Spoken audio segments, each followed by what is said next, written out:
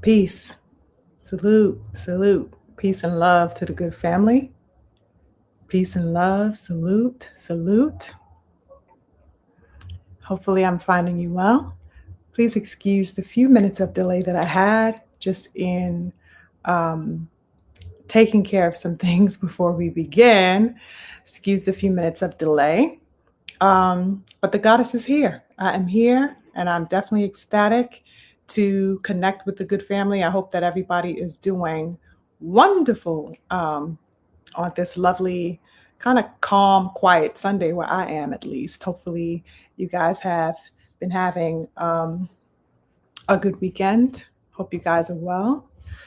Let me see what we are looking like up in here. I think I'm good on my end, just checking to make sure um, my little settings are correct. Can you guys hear me okay? If we have any good family in the building, let me know if you guys could hear me. Let me know that all is audible for you. Okay. And we're going to start things off the right way, the way I like to do things, right? Checking in with the family and seeing who we got in the building. Let's see who we got up in here so far. Once again, apologies for the few minutes of delay. I had to take care of some setting up on my end, but I think I'm good. Yeah. All right. Let's check in with the good fam, see who we got in the building. Oh my goodness. First on deck is the King, Rodney James. Blessings to you, King. Lovely to see you. He says, salute to the Queen, SugarFreeMars, that healthy dessert. Blessings to the King, Rodney. Wonderful to see you. Thank you so much for joining. I appreciate you. I hope that all is well with you and yours. Salute to you and infinite blessings. Oh my goodness, my beautiful sis, big stepping, 10 toes with the energy. Salute to my beautiful sis. She says, my beautiful sis, sending love and light to you always. And she is big stepping with some support for the channel. I appreciate you so much, beautiful sis. That means so much to me. Your constant support, your constant radiance, and just that sisterhood. You know how we do, beautiful sis. I appreciate you big, big. Thank you so much for joining this Sunday. Always happy to see my sis in the building.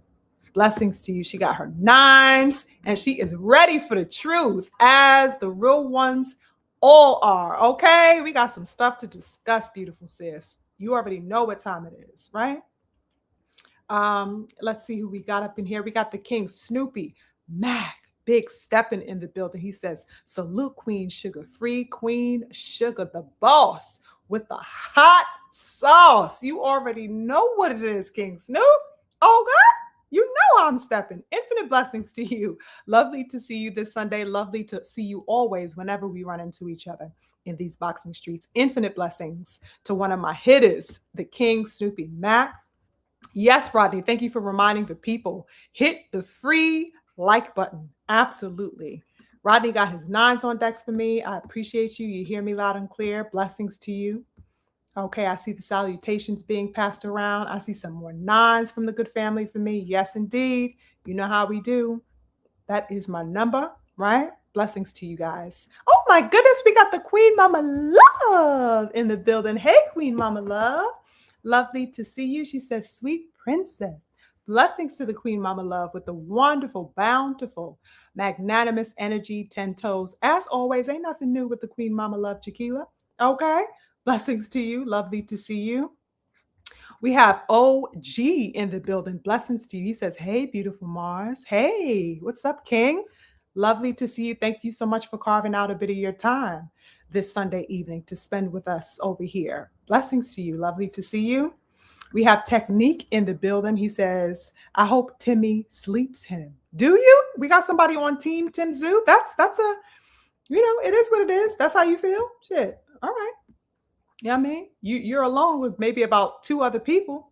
But salute to you for your opinion, right? Blessings to the good family as you guys are making your way in, you guys. I got some stuff that I wanted to discuss with you. And some stuff seemed to be on the horizon. That I think that, all of us diehards, and particularly us fans of EJ, have been anticipating for quite some time. Um, and it's looking interesting, you guys. Definitely looking interesting out here. Um, let's see. Now, there's a lot of things, of course, that I have been peeping the scene on, but I think that all of that can be put to the side because really, the things that I have been watching over the past week outside of the context of what we're going to be talking about today really was just full of folly and inanity. And I don't really want to give shine to that, especially considering a wonderful fight that we have on the horizon, and also considering, of course, the wonderful display of warriorship that we got last evening. I didn't want to taint the mood and kind of drag them into the mix of today's discussion because I don't want to give light to that. I think it has already garnered enough of attention, um, as worthless as it was. Enough eyes have been on that for the past few months concerning the antics of E.T. Stevenson and Keyshawn A.D.D. Davis and just the nonsense that we have been, witnessing. With the duckery of Radio Rowley and all of this other stuff. It's just been laced with tumult, right, for the past um, couple of months, really, past few months. So that I think that it's a nice breath of fresh air that we are getting, and that's on the horizon for us in viewing um, a wonderful night of boxing last evening, and of course, what stands to be on the horizon for the King EJ. And I guess I just wanted to discard that energy and just sweep in um, a freshness that I think is definitely much needed within the current climate of boxing. You know what I mean? And that's what led me to want to entitle our discourse today, Nothing But the Truth, because at the end of the day, brothers and sisters, the truth of the matter is that authentic warriorship will always supersede every fickle notion, every, whimsical assumption that can be had. It will always supersede every conceivable measure of inanity that can be accounted for, right? Concerning boxing's real trajectory, its real aim, and its real purpose. Real warriorship will always supersede that. Okay? The quest for true expression and valor in boxing, that's always going to be not too far behind, no matter what the inanity of the day may be, no matter what the trend, no matter what the going shenanigans or charade may be at hand, right? Because it sweeps in. It just seems like within this era, there has been more of it than possibly we are used to, or perhaps in the past, whatever inanity was had, you know what I mean? It was always balanced with an equal part of valor and warriorship. You get what I'm saying? So I'm not saying that there was never inanity in boxing or folly that goes around in boxing. People are people, right? It's within every sport. You understand? And personalities and all of these types of things and the clout chasing and none of this is new, as we know, as diehards, right? But that it just seemed like, in the years past, in the previous years, that there was an equal amount of warriorship, ironclad spirit that was able to better balance out whatever folly was at hand, right? And I think that we are just currently in a time of imbalance where the antics and the ducking and the pussyfooting around seems to now outweigh the warriorship. And that's where us real ones, begin to weigh in on and begin to raise an eyebrow at, because it's like, okay, you doing all this fuck shit, as my beautiful king would say. You doing all that fuck shit over there. Yeah, I mean, but where is, what can we gauge to keep us afloat here as boxing fans while all of this, disbursement of energy, this wasteful energy is kind of going on over here? Where is that real shit to keep us fed and satiated as real boxing fans? Yeah, I mean, the fuck shit will always, fail and pale in comparison to ironclad spirit. It's always going to fall to the wayside at the end of the day, no matter how pervasive it may be. And such is the case now, right? So that we have been inundated, in other words, with all types of crazy, tumultuous, reckless behavior. but we are still, us diehards at least, are still central to our values in seeing the best fighting the best and seeing that ironclad display of warriorship that has never sauntered. It has never gone astray. We have never gone astray from that. And I think that's what's important. And that's what I wanted to speak to. And that's kind of why I wanted to discard all the previous energy in the previous weeks and months that we have been dealing with and solely focus in on the truth, because that is the truth. You know what I mean? For us real ones, at least.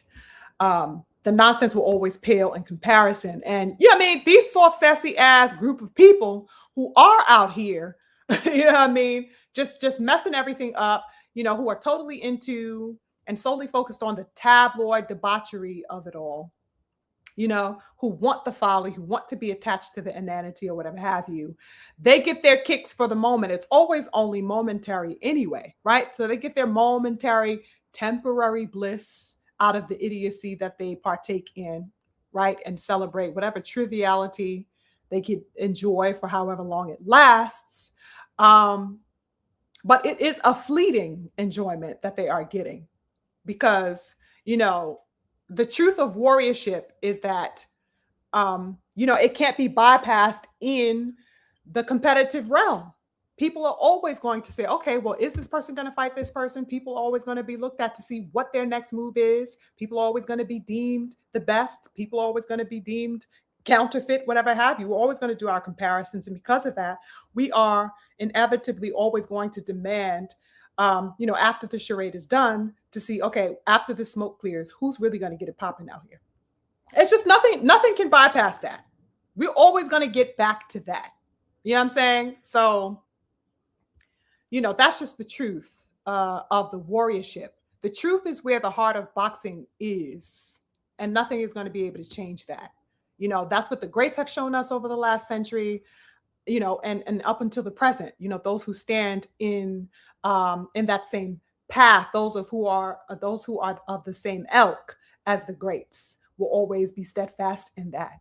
You know what I mean? And for whatever reason, there has been a shift within this current era that we have been in for the past few years.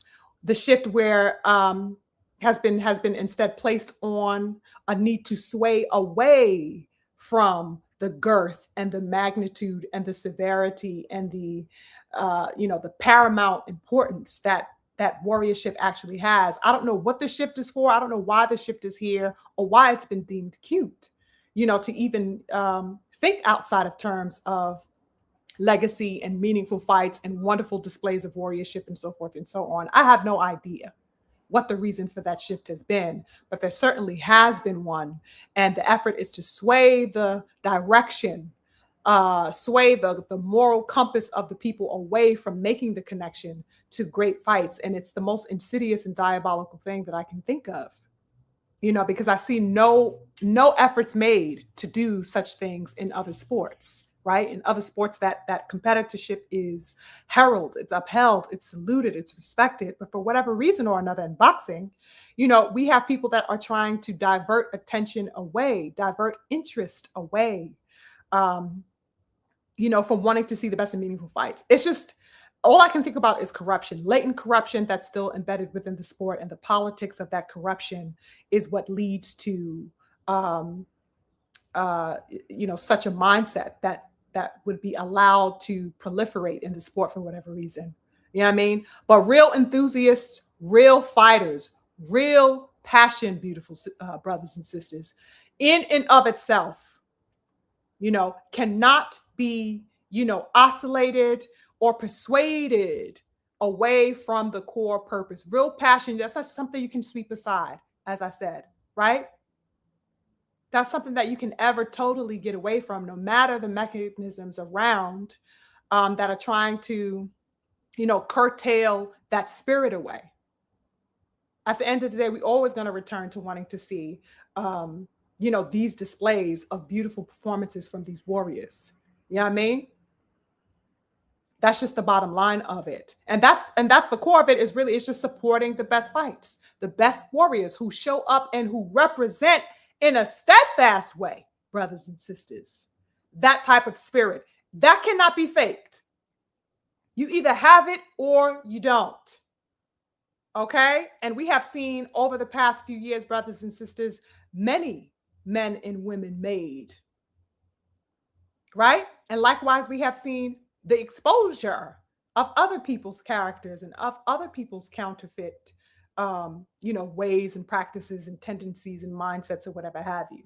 Right? But either way, it will be shown. And I think that in viewing the fight that we saw last evening, that I wanted to just touch on really briefly, of course, because I think this man is definitely owed his reverence and respect, as I have been saying for I don't know how many years, right?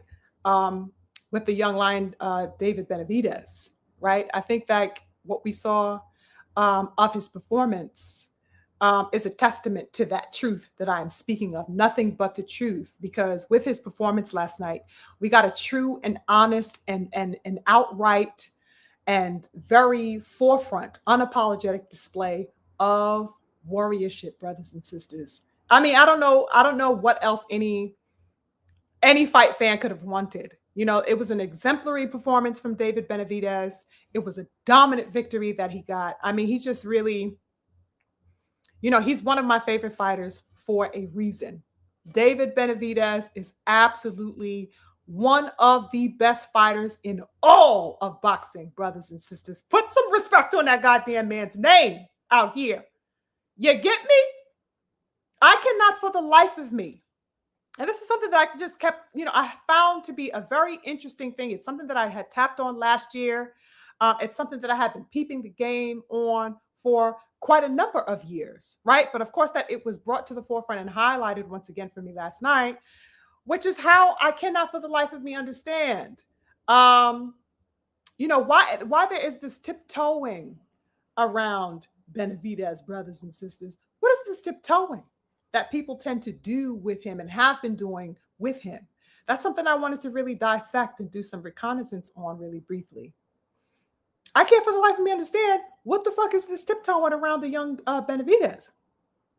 Just generally speaking, as far as the boxing landscape is concerned, he is not at the forefront of people's dialogue. Okay.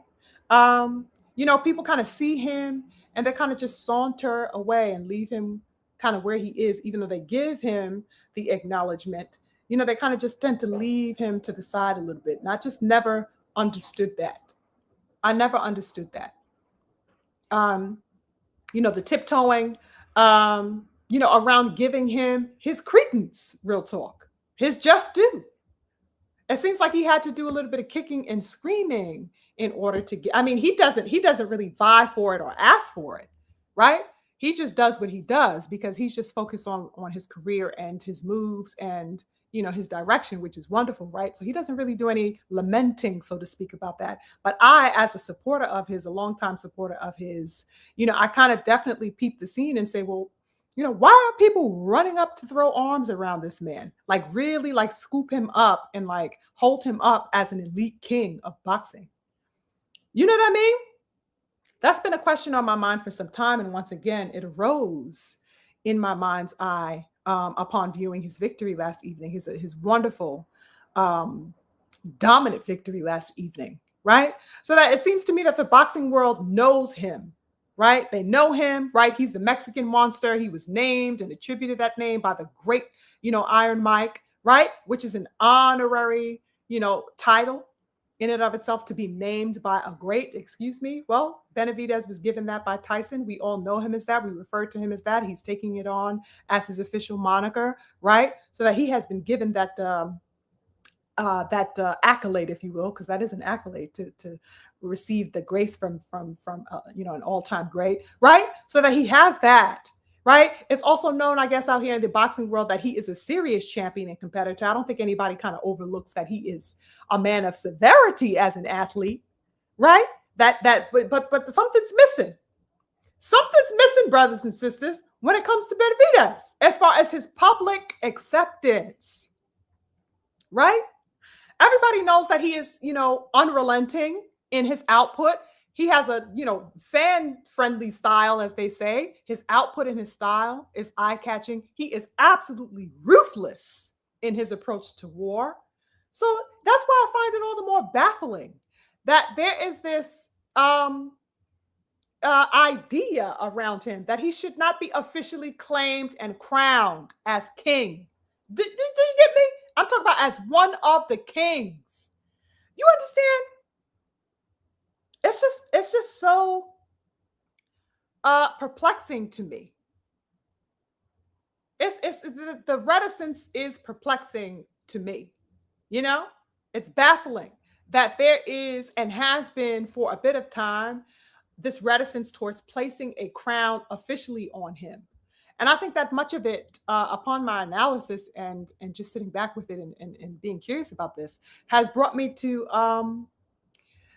into thinking that a lot of this has to do with the idea, or not even the idea, but the concrete reality that for all of these years, David Benavidez, when you really think about it, he posed the threat to Canelo Alvarez, who was the darling over the years, brothers and sisters. I think that the general public possibly had a problem with that. Had a problem with the fact that he was the young lion looking to dethrone the old lion. You get me? And I'm talking about across the board, even among, and probably particularly amongst the Mexican crowd. I don't think they liked that he was the antithesis to Canelo Alvarez in every way. I don't think they appreciated the posture that Benavidez possessed in being the one to want to dethrone and behead the king, quote unquote, Canelo, the beloved cinnamon. You know what I mean? I think that people took an aversion or had an aversion to him because of that, even though he was the one next up, even though he's the next generation. I think people had a problem. There was an innate backing away from the idea of claiming him and crowning him as the next up Mexican superstar. For whatever reason, I don't know if it's that obsession with Canelo, or they just wanted him to forever remain the golden boy, or because people had, his image has been so mythologized, so that he was held and like viewed as, not being able to be touched, which therefore would mean not being able to be superseded or bypassed in any particular type of way. I think people just wanted to keep Canelo as a porcelain doll. They had that favoritism of him where they wanted to just keep him like a porcelain doll, to remain untouched, to protect the chastity of Canelo. You know what I'm saying? Despite the fact that he has losses, despite the fact of whatever, his flaws as a fighter or whatever, they just did not care. I don't think that they liked the young, unapologetic, hip, new age grit that David Benavidez possesses. And I will go into a little bit, more layers in a little bit. But I just wanted to bring that to the table to the good family. You get me? I think that the Canelo fight, brothers and sisters, if we just take a quick walk down memory lane, as far as the dynamic between young lion Benavidez and Canelo, for a good amount of years, brothers and sisters, that Benavidez and Canelo fight was definitely of major significance. I'm talking about for years on end. That was all that we can talk about. You know what I'm saying? Among the best of the best that we wanted to see, everybody was like, Canelo versus Benavidez. Canelo got to fight Benavidez. This is Benavidez and Canelo. When are they going to get in the ring? Canelo's ducking. And we, we were just swarming around the idea of those two men colliding in the ring. Right?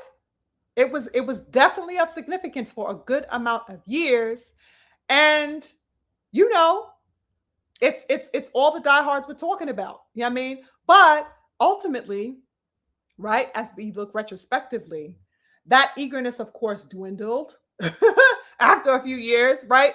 Not only with boxing fans, but particularly the enthusiasm and the alacrity in Benavidez himself had dwindled after, of course, the incessant attempts that he made to align himself with that fight, despite the incessant call-outs that he was making of calling out Canelo Alvarez. I think that the overall gusto, I think ultimately he just was like, fuck that. You know what I'm saying? This nigga is ducking me. He's not trying to fight me. He's ducking outrightly. And I'm not going to sit around in my goddamn rocking chair waiting for this nigga, you know what I mean, to wake up one day and have the light turned on in his head and says, oh, I got the balls to fight him. Let me go. No, I'm not waiting around for that. And so ultimately the young lion Benavidez moved on. And rightfully so. I'm not even mad at that because, the years in between, it was just diabolical. All the displays of evasion and outright just disgusting ducking that Canelo was doing at a particular time, or for all the years, right? Within that period of time. Call out after call out, didn't matter. Canelo was hiding under his goddamn bed, okay, hiding behind the goddamn garbage trucks, hiding under the damn carpet, wherever he could fit in to get away from Benavidez is where he was hiding, brothers. This is disgusting work. Cinnamon was absolutely staunch and adamant about staying as far away from Benavidez as possible. Wanted no smoke with Benavidez, brothers and sisters. Y'all remember? How diabolical was that? Just looking at that, remembering that time, it's like, oh God, Canelo, like, the fuck? Like, you don't have where's your heart? Ooh, child. And also, we know the history of Canelo's just ducking as a whole within boxing concerning particularly the young and upcoming generation. So we have Benavidez, yes. And then we also, let's not forget, how he was endlessly and blatantly ducking Demetrius damn Andrade for countless years. There was another one. Another example of a shameful duck that he was doing with Andrade, right? Let's not forget he also put all types of blockades up to remove himself from the aim and the path and the scope of Big Charlo, because at the time, that's the Charlo for years, really. He never had the issues really with Mel. It was Big Maul that he had the issue with. Maul was calling Canelo out unrelentingly, unflinchingly for years, right? He's the first one that I heard refer to Canelo as Cinnamon. I got that from Charlo all those years back. Cinnamon don't want it. What you doing, Cinnamon? Cinnamon, come fight me, Cinnamon. You know what I mean? That was Maul. He was on Canelo's ass, and Canelo shamelessly avoided and ducked that man, right? And of course, so that now with Benavidez and that whole saga between Benavidez and Canelo, that was nothing but a continuation of the fucking ducking that Canelo already had ensued upon when it came to those particular men, right? Wanted no problem with them, right? You guys remember when Canelo was like, oh, I'll fight Benavidez, for 200 and some type of gargantuan, ridiculous amount of money. 250 million is, I'll get in the ring with him. Oh, I don't have nothing to gain from fighting no Benavidez except fighting, somebody 20 pounds heavier than me. That's all I get is a fighter that's gonna outweigh me or some bullshit that he said. All types of excuses. Bogus, outlandish excuses to justify the ducking of Benavidez. And so ultimately, as we know, Benavidez said, fuck that. I'm moving up. I'm going to go ahead and do what I want to do. I'm not waiting around for this nigga. You know what I mean?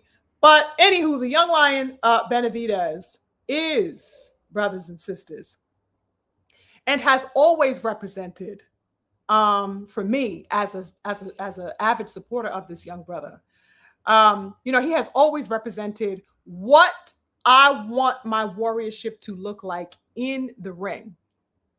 When it comes to the warriorship. Now I know he had the belt dropped, those years ago, right? I know that there was the cocaine and stuff like that. So that, he is not unblemished, right? But as far as Benavidez, and when he shows up into that ring, brothers and sisters, that is a remarkable young man. And I think it's overdue for him to get the credence that he deserves. I'm talking about on a level where we attribute and accredit the same level of vehemence for the fighters, that we put at the top of the top, the same way that we throw the adulation into the lap of somebody like E.T. Stevenson or somebody like Purple Pain or somebody like, Bud Crawford and stuff like that. I think that Benavidez is deserving because he is of that ilk, especially and particularly among the fighters under 30. You get me? He takes all challenges. Okay. He ducks no fades out here in these. Okay. Talk to me nice. When have you ever seen Benavidez duck a fade, brothers and sisters? Ducks no fades. And he is out here for all that smoke. Every bit of smoke that can be had, he wants it. He wants it. He needs it. He got to have it. That's the type of heart I'm talking about, people. Don't get me hyped today. I really was calm. I'm trying not to go there today, brothers and sisters. Okay? But talking this talk, you know how I get. Okay? Benavidez is him. I don't need no motherfucking sugarcoating happening. I don't need no goddamn tiptoeing. I don't need no tap dancing. Put respect on the young lion Benavidez. He's overdue for the accreditation, brothers and sisters. Outrightly, from throughout the landscape of boxing, people are way too reticent about this man. And I have no idea why, when he's stepping on absolute demon time at all times. The man is on demon time at all times. And so he will have my respect for that unflinchingly. That's why I stand 10 toes with the young Benavidez and have for I don't even know how many years now. You understand? I think the first time, when did I first see Benavidez? I want to say my first real engagement with Benavidez was back when he fought. God damn, I think it was who's that dude? Lonnie Love. I think he was fighting Lonnie Love. I think that was my first introduction to I think his name is Lonnie Love. Am I bugging? It's something Love. The dude, the dude. Love, that dude that used to fight in Mayweather's gym or whatever have you. That was my introduction to him. And he was talking about putting him to sleep at the presser is really how his demeanor was in that presser. He was so like mean. I was like, damn, this thing is like mean. But I loved his energy. And he went in there and absolutely, of course, destroyed that dude. And I was a fan ever since then. So whenever that fight took place is how long I have been a fan, a staunch supporter. Of Benavidez. I thought he was, first of all, I was like, he half black? I did not know he was Mexican, right? Because he just got the swag about him or whatever. I didn't know what he was. I just liked his energy, and I have been a fan ever since then. I felt that heart. I felt that temerity. I felt his severity. I knew that he wasn't somebody that goes in there and plays, and he absolutely had proved that to me in that fight. And from then on, I was a believer. I was like, listen, I'm with you. Wherever he goes, I'm going. So I kind of took him on. And he's been one of my absolute top hitters ever since. But yeah, the demon time is what I respect, brothers and sisters. And he's on it at all times. Okay. When he fought Darrell, for example, when he fought Morrell last year, when this man fought Demetrius Andrade, the motherfucker that nobody wanted to fight, he fought them. You know what I mean? He took the head of the experienced, war lion in Darrell at the time, absolutely decapitated that man. Okay? Took on Demetrius Andrade, somebody that everybody in boxing low-key been circumventing around, giving the side eye. He said, come on. Absolutely demolished Andrade. And I had Andrade. I didn't know who I was really rocking with in that fight. I was just so happy and ecstatic when that fight was made. But I was leaning a little bit more towards Andrade because, of course, Andrade is, just absolutely an elite. He's an elite fighter, an elite competitive with a hell of a lot of experience. Okay. I was not expecting him to do Andrade like that. He made essentially, even though Andrade was doing good, in those earlier rounds, but he just made motherfucking light work of Demetrius Andrade. I was like, damn, this man is like, it was at that point, brothers and sisters, when he defeated Andrade, I said, okay, I don't think that this man is going to be beaten. That's just me. From that point when he faced Demetrius Andrade and did Andrade, y'all know Andrade is not light work, people. He was one of my favorite fighters. Okay? The way that man did goddamn Demetrius Andrade was so fucking savage, brothers and sisters. I was like sitting with my hand over my eyes, like, ooh, like I felt those punches, y'all. Oh my God. Oh.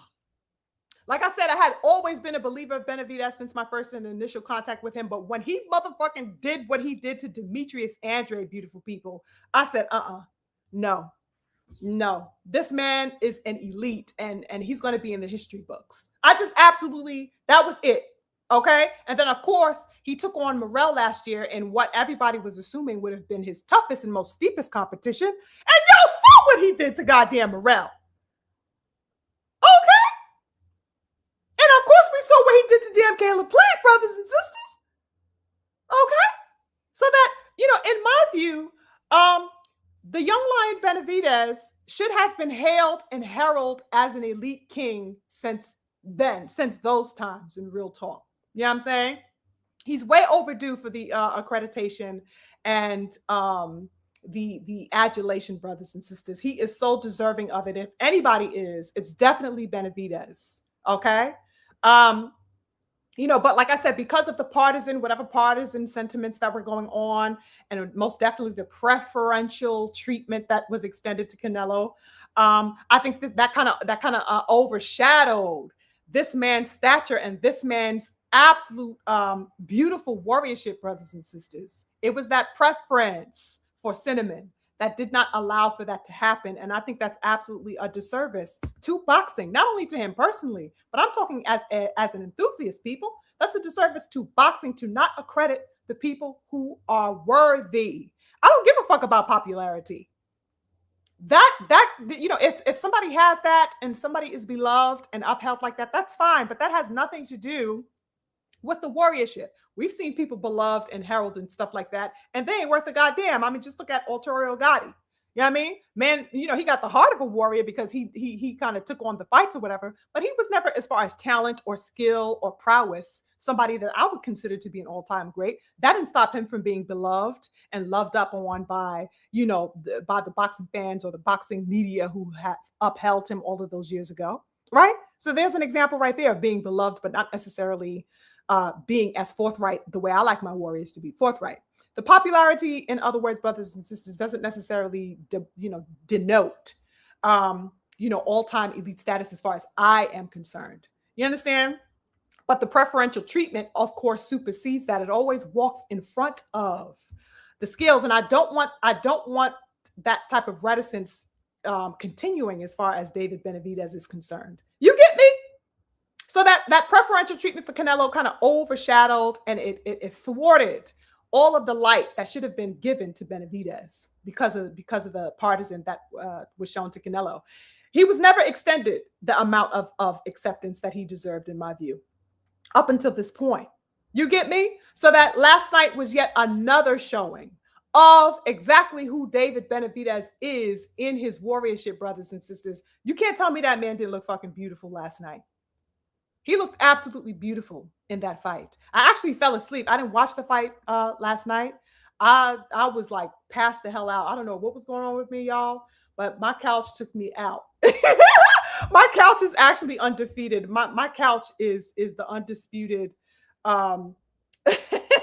champ of the world. You know what I'm saying? My couch stayed taking me. I intended to stay up, but the couch just was like, sugar free, you going to sleep. So I actually had to, watch had to catch it earlier today. But what a beautiful performance. He looked absolutely beautiful. Absolutely beautiful to me. Okay? Another showing of why he is called the Mexican Monster and why that name is so fitting. The man is not to be played with by a long stretch, good people. Put the respect on the young lion Benavidez's name. Boxing world got to do that. The boxing world has to do that. Okay? Has to do that. I don't know what's all this goddamn tiptoeing, fuck games going on as far as Benavidez. I don't want to hear that shit. This man has proven fight after fight after fight that he is Himothy. All right? Like I said, last year, that fight with Morrell was wonderful for me. In fact, he gave us what was one of the best fights of the year last year when it came to Morrell, brothers and sisters. Facts or no? Y'all remember that Morrell fight? Do you guys remember how hype I was? Right? Beautiful fight. Everybody thought that, there's a possibility now. Morrell, the Davids, it was the Davids. Everybody thought Morrell was the one. He had the potential, right? Where Andrade failed, where Caleb Plant failed, where all these people had failed previously, right? They said Morrell was the young Yami. He was the younger one. He was the southpaw. You know what I'm saying? He had the possibility to overturn the ship. Okay? But that's exactly the opposite happened. Okay? David said, I'm the real David out this bitch, nigga. Right? Go sit down somewhere, little boy. And I absolutely love that. One of the best fights of the year. In fact, I would say that was my favorite fight of the year, aside from the Young Kings fight with Norman. Young Kings fight was, you know what I'm saying? That was like That was like a fight that I took to heart. And David and Morrell, which was earlier that year, I believe that fight took place in February, if I'm not mistaken. And then Young King and Brian Norman had their fight in November, of course, right? Those were my 2 fights of the year. 2 fights of the year. And funny enough, Benavidez was headlining that card with Young King and Brian Norman. So that they you know, them in the same, you know, on the same card was fantastic to me. Best fights of the year, hands down. Okay. And then let's not forget what he wound up doing to damn Anthony Yard on that card with Young King brothers and sisters. Okay. Anthony Yard is not a damn slouch. He's a good fighter. I rocked with Anthony Yard as well. And what he did to that man, god damn, he made that man look like some goddamn mashed potatoes up in that ring. It's just there's no way to bypass attributing all of the accolades, all of the adulation and respect that one can give when it comes to David Benavidez. He is just an absolute monster out here. His name is so fitting. He walks with that spirit, y'all. What more can fight fans want from him? I don't know what more he needs to do before they actually start to fully put their respect on his name. What more can you want is the question that I found myself asking once again in viewing his fight. What more can fight fans want? What more can the boxing world want? He is hands down and without question among the most elite warriors in all of boxing. I said what the fuck I said, brothers and sisters. One of the most elite in all of boxing. I don't know why people are so reticent about saying something like that. He absolutely looked phenomenal against the dude, Zurdo, right? Ramirez. He got that man up out of there in the 6th round. Okay. Had that man looking like all types of goddamn lumpy, I don't know what. Face was all busted the hell up. Put his ass down earlier in the 4th round. Oh, it was just nothing but dominance everywhere, beautiful people. That man Zurdo's face looked like some damn, his face was just, he looked like he bashed his face, like a high impact truck was just heading for that man, and his face got bashed up. That's what that man's face was crazy. On all types of swole. The eye was just, oh God, lopsided. It's just like, what a dominant and beautiful display of warriorship, brothers and sisters. I cannot say that enough. I cannot say that enough. I was so pleased, as I always am with his fights. They're always exciting. They're always enticing. They're always engaging. You know, he's no stranger, and he is not shy at all about throwing his hands. His combinations, he was letting them things go. It's just beautiful. Absolutely beautiful. I honestly think that the Mexican fan base, brothers and sisters, I got to keep it a buck. Once again, okay? I think the Mexican fan base is scared to death of David Benavidez.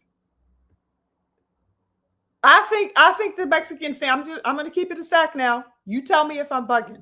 I think that the Mexican fan base, not all of them now, because I know there's some real ones over there who rock with, you know, real boxing and real boxers, right? Warriorship. Okay, but I think that there is a real, you know, amount of them. Okay, a significant amount of them that are scared to death of David Benavidez. I don't know what it is, but this, like I said, I've been peeping the game for years. Okay, years. I don't think that there's a lot of them who really want to like put their arms around him and embrace him for whatever reason. I don't know. You know what I'm saying? He got the swag of a brother. Let's keep it a buck.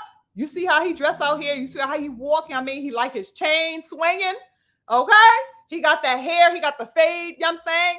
He got his natural curls up in the fro. Let's talk. What's good? What's really good, y'all? I think they scared of, you know what I'm saying? They scared of that ancestry, brothers and sisters. I really do feel like, you know what I'm saying? They see him as an other. For whatever reason. And I think that some of them fuck with him, like I said, but he is not beloved. He is not beloved, brothers and sisters. And that's what's crazy to me, for him to be such a fantastic and phenomenal fighter. Why is he not beloved? You get me? He should be loved up on at all times. And you know what? He has the fan base. You know what I'm saying? He has his fan base, but it is not to the degree of a Canelo Alvarez. They don't talk about Benavidez as if he is going to be the one carrying the torch of Mexican warriorship into the future when it's time for him to retire, and we want to look at the pound for pound Mexican prowess and warriorship. They don't talk about him like he's a future Hall of Famer, like he is a future representative of Mexican warriorship. They don't do it like that. And I just don't understand why. I don't understand why. That is the reticence that I am highlighting, brothers and sisters. He is not beloved by Mexico. That's not the feeling that I get. Not on the mass level that we have seen it exhibited with some other Mexican fighters. You know what I'm saying? And it was another interesting thing that I had come across earlier in the week. I was on just scrolling through my timeline on Twitter, and I had come across a clip. Did you guys see that? I should have pulled this clip for you guys, but he's speaking in Spanish. It wasn't being translated. But in this particular video, of course, he speaks Spanish, but there was like a little caption, translating what he said. But basically, brothers and sisters, in that clip I came across in an interview that he did early in the week, he expressed some sentiments. This is Chavez I'm talking about. He expressed some sentiments that I found to be very alarming, if I'm going to keep it a buck. Chavez expressed that, he basically doesn't really consider Benavidez to be of the Mexican cloth. Ain't that interesting? I thought that was a very profound disposition. That was a very profound statement. And I'm like, why would you say something like that? Why would you say something like that? You get me? I thought that was absolutely crazy and out of place. What the fuck does this man mean? He's not really Mexican. Excuse you? So who the fuck gave motherfucking Julio Cesar goddamn Chavez the motherfucking, the key to pass around on who can be bestowed with Mexicanship or Mexicanhood and who cannot be? Do you hear this motherfucking prejudice ass, sassy ass? What kind of shit is this, y'all? What is this partisan being extended and thrown around? I just thought that was wild work, brothers and sisters. I'm not even going to hold you. Oh, I consider him to be American. He's American. You know what I mean? But what I really think that was a slight to his Ecuadorian ancestry. I think that was a slight to Benavidez's Ecuadorian side, right? Because he is Mexican and of Ecuadorian culture. Okay? So what the hell is going on? What is going on? But I would even go further, brothers and sisters, and make the posit that because of that Ecuadorian side being slighted, I think what he was really highlighting in his non-acceptance of that was likely due to the African ancestry that is tied to Ecuador and South America or whatever in general, because there's a thick, long history of African presence all throughout the Americas. And Ecuador is, of course, one of those places rich in African ancestry, brothers and sisters, just in general. And of course, when we factor in the transatlantic slave trade, okay, because there was slavery there too, which is centuries upon centuries deep, which is the same goddamn thing in Mexico. Mexico was heavily saturated with slavery. Atlantic slave trade hit Mexico too, brothers and sisters.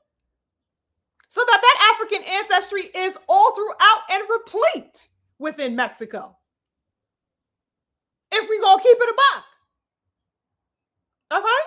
So that there is this notion that Mexican history, according to these deluded people, right? Mexican history isn't tied to African presence, which couldn't be the furthest thing from the truth. Just like Ecuadorian history got it, just like Colombian history is rich with it, just like, over there in Paraguay and all these other goddamn places out here, brothers and sisters, that African lineage is deep over there, right? So that there's this exclusion of the idea that Mexican is just of its own stock. He is not Mexican enough. or he is not really what we are, or what I deem to be that expression, which is crazy work when you look at the psychology behind his statement of othering somebody of his own culture. For whatever reason, he decided to do that and make that public lament, really. Nasty work, y'all, when you think about it, right? Mass slavery in both Mexico and Ecuador, just like it was in Jamaica, just like it was in Cuba, just like it was in Puerto Rico, just like it was in Haiti, and everywhere the hell else, brothers and sisters. It was rampant there in Mexico and Ecuador and then wherever the hell else. It's not separate from that story, ladies and gentlemen. Okay, the Americas was flooded with that. But anywho, that's a whole nother story. But that the stance of Chavez, right, in saying, oh, he speaks, this is what else he said. He speaks Spanish, talking about Benavidez, of course. Oh, he speaks Spanish, but I consider him American. You hear this? What the fuck kind of prejudice ass, discriminatory ass shit is that? Very, very crazy work. And I thought that was a wonderful example to present to you guys and to bring to the table if you guys have not seen that clip of him expressing those types of sentiments. I thought that further clarified and substantiated the overall sentiment that I guess a lot of the boxing Mexican fan base holds about him not being Mexican enough, whatever that means. So that there is this reserve, there is this rescinding, in other words, of really giving him, the warm reception that we would expect him to have as a Mexican fighter, just as the way it's extended to other Mexican fighters. But for some reason, he does not fit the image or the idea or the whatever it is that they have in their minds. Interesting stuff. What did you guys think about that? Let me check in with the good family really quickly. Salute to anybody I may have missed in the bill. Oh, let me scroll up. Did I see my beautiful king? Hey, beautiful king. What's up to my beautiful king, BFTB? Always happy to see you, beautiful king. Infinite blessings to my beautiful king. Salute to Lone Star in the building, the King Steph. Salute to the King Steph. I see you. I went all the ways up, you guys, to see who is in the building. Salute to the King Tide, Rose in the building. He says Canelo should have never been in position to duck after he tested positive for Mexican mystery meat. That part, King Tide. That part. Okay. Absolute fact. Salute to the King, Stephen X. My good brother is in the building, you guys. Salute to the King, Stephen X. Lovely to see you. I went a ways up, you guys, just to see who was in the building. I wanted to salute anybody. Salute to the King Tide in the building. Blessings to you, King. Okay, let me go back down. See what we got. Salute to the King, Big Billow in the building. He says Benavidez is the truth, and I'm glad Canelo is finally being exposed to the casuals because real boxing fans been knowing. You no lies told, Big Billow. Absolutely no lies detected in that statement. We've been knowing what time it was. Okay? And so I think it's definitely, much deserved for him to be given that level of recognition and honest credence that he absolutely deserves. Okay? Let me scroll back down. Salute to Real Malachi Ross Boxing. Salute to you. I think it's my first time seeing you. Salute. But he says, salute the Mexican monster. Yes, I totally agree. Oh, yes, beautiful king. That was his name. J. Leon Love. J. Leon Love. What did I call him? I don't even remember what I said. I think I said Lonnie Love or something like that. Yeah, J. Leon. Exactly. Salute to the king Uncommon, one of my hitters in the building. Infinite blessings to the King St. Lou. He says, salute to the one and only warrior queen, SugarFreeMars, and peace to the chat. Smash the like button, family. Yes, indeed, you guys, smash the like button, and infinite blessings to the King Uncommon, as I call him. Uncommon also said, he says, oh man, this nigga. I was a big Benavidez supporter until he pulled the racist Riri groupie behavior. I'm good. He can pack the fuck up with Ryan. Peace, Goofy. You know what? There were no lies told in your statement, and I did not understand that sudden mingling with the racist Riri. I didn't know what that was. Um, and he's I'm not going to go lightly on him and say that I don't recognize, that whole partnership or whatever. But I will say that I think that he is conscious of what racist Riri has done, because he had, not too long before that meeting, I don't know when it was, but I know it wasn't too long before that, he had mentioned, I'm not sure if you remember the footage of him mentioning and speaking blatantly on the idea of the fact that he cheated Devin, using the PEDs, right? It was sometime around that fight card, that the fight card that he was on with Young King, and he was talking about it. So this is like within the span of a few months, but he had mentioned, he called out racist Riri, and I was definitely astonished to see that, because people have usually taken the disposition to not even mention at all, you know what I mean, in any way, racist Riri's cheating, and they didn't want to in any way, shine light on the fact of saying outrightly that Devin was cheated and that Ryan was a cheater.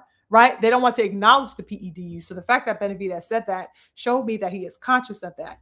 Now, what that meant of him going out or being shown out in public with the workout with racist Riri, I don't know what that is. So I'm kind of half and half, because I know that he at least was unrelenting, in blatantly calling it for what it was, where everybody else ducked the opportunity to even make a comment or a statement on it publicly. So, but I get what you're saying, because I definitely peeped that as well, and I had an eyebrow raised to that. Like, what the fuck is this nigga doing with racist Riri? You know what I mean? But yeah, let's see who else we got up in here. I'm just scrolling. Oh, the King Uncommon showing love in the super chat. Infinite blessings to you. He says, I'm going to just say this. Everybody always crying about Dev and Snack, but the actual chemist behind Victor Conti at Balco is Benavidez's camp. If you know, you know. Absolute facts. And they are just, and that's how you know that they are, some main heavy hitters, conspirators, and this whole nonsense with PEDs, because everybody acts like, despite the, countless people who have popped dirty within that stable, they act like it never existed. And that's how you know that they hold, for whatever reason, some kind of weight. Now, how severe or how deep that weight is, or the stature that they hold within boxing with the whole PED scene or whatever have you, is unbeknownst to us, of course, right? But it would suggest that he is obviously well known for it, and it's a known thing, and he has all types of conspirers and conspirators, surrounding him, that allows him to go scot-free, for having a camp replete with motherfucking drug activity. I mean, just fighter after fight, the entire goddamn stable, everybody associated with him had popped dirty, and people act like doesn't even exist. Crazy, crazy work. Absolutely crazy work. Oh, salute to the great Mike in the building. Infinite blessings, great Mike. Lovely to see you. One of my top original gunners, y'all. Infinite blessings to the great Mike. He says, salute Sugar Free and the chat, the big fit. You know what, great Mike? Because I know that you are like me, okay? Absolutely 10 toes with the truth, EJ. So I already know, what you have been feeling, over the past few days, and watching EJ back on center stage and back in front of the people and stuff like that. So I could only imagine your excitement level is definitely just as enthused as my own. Okay. And we're about to get into that right now.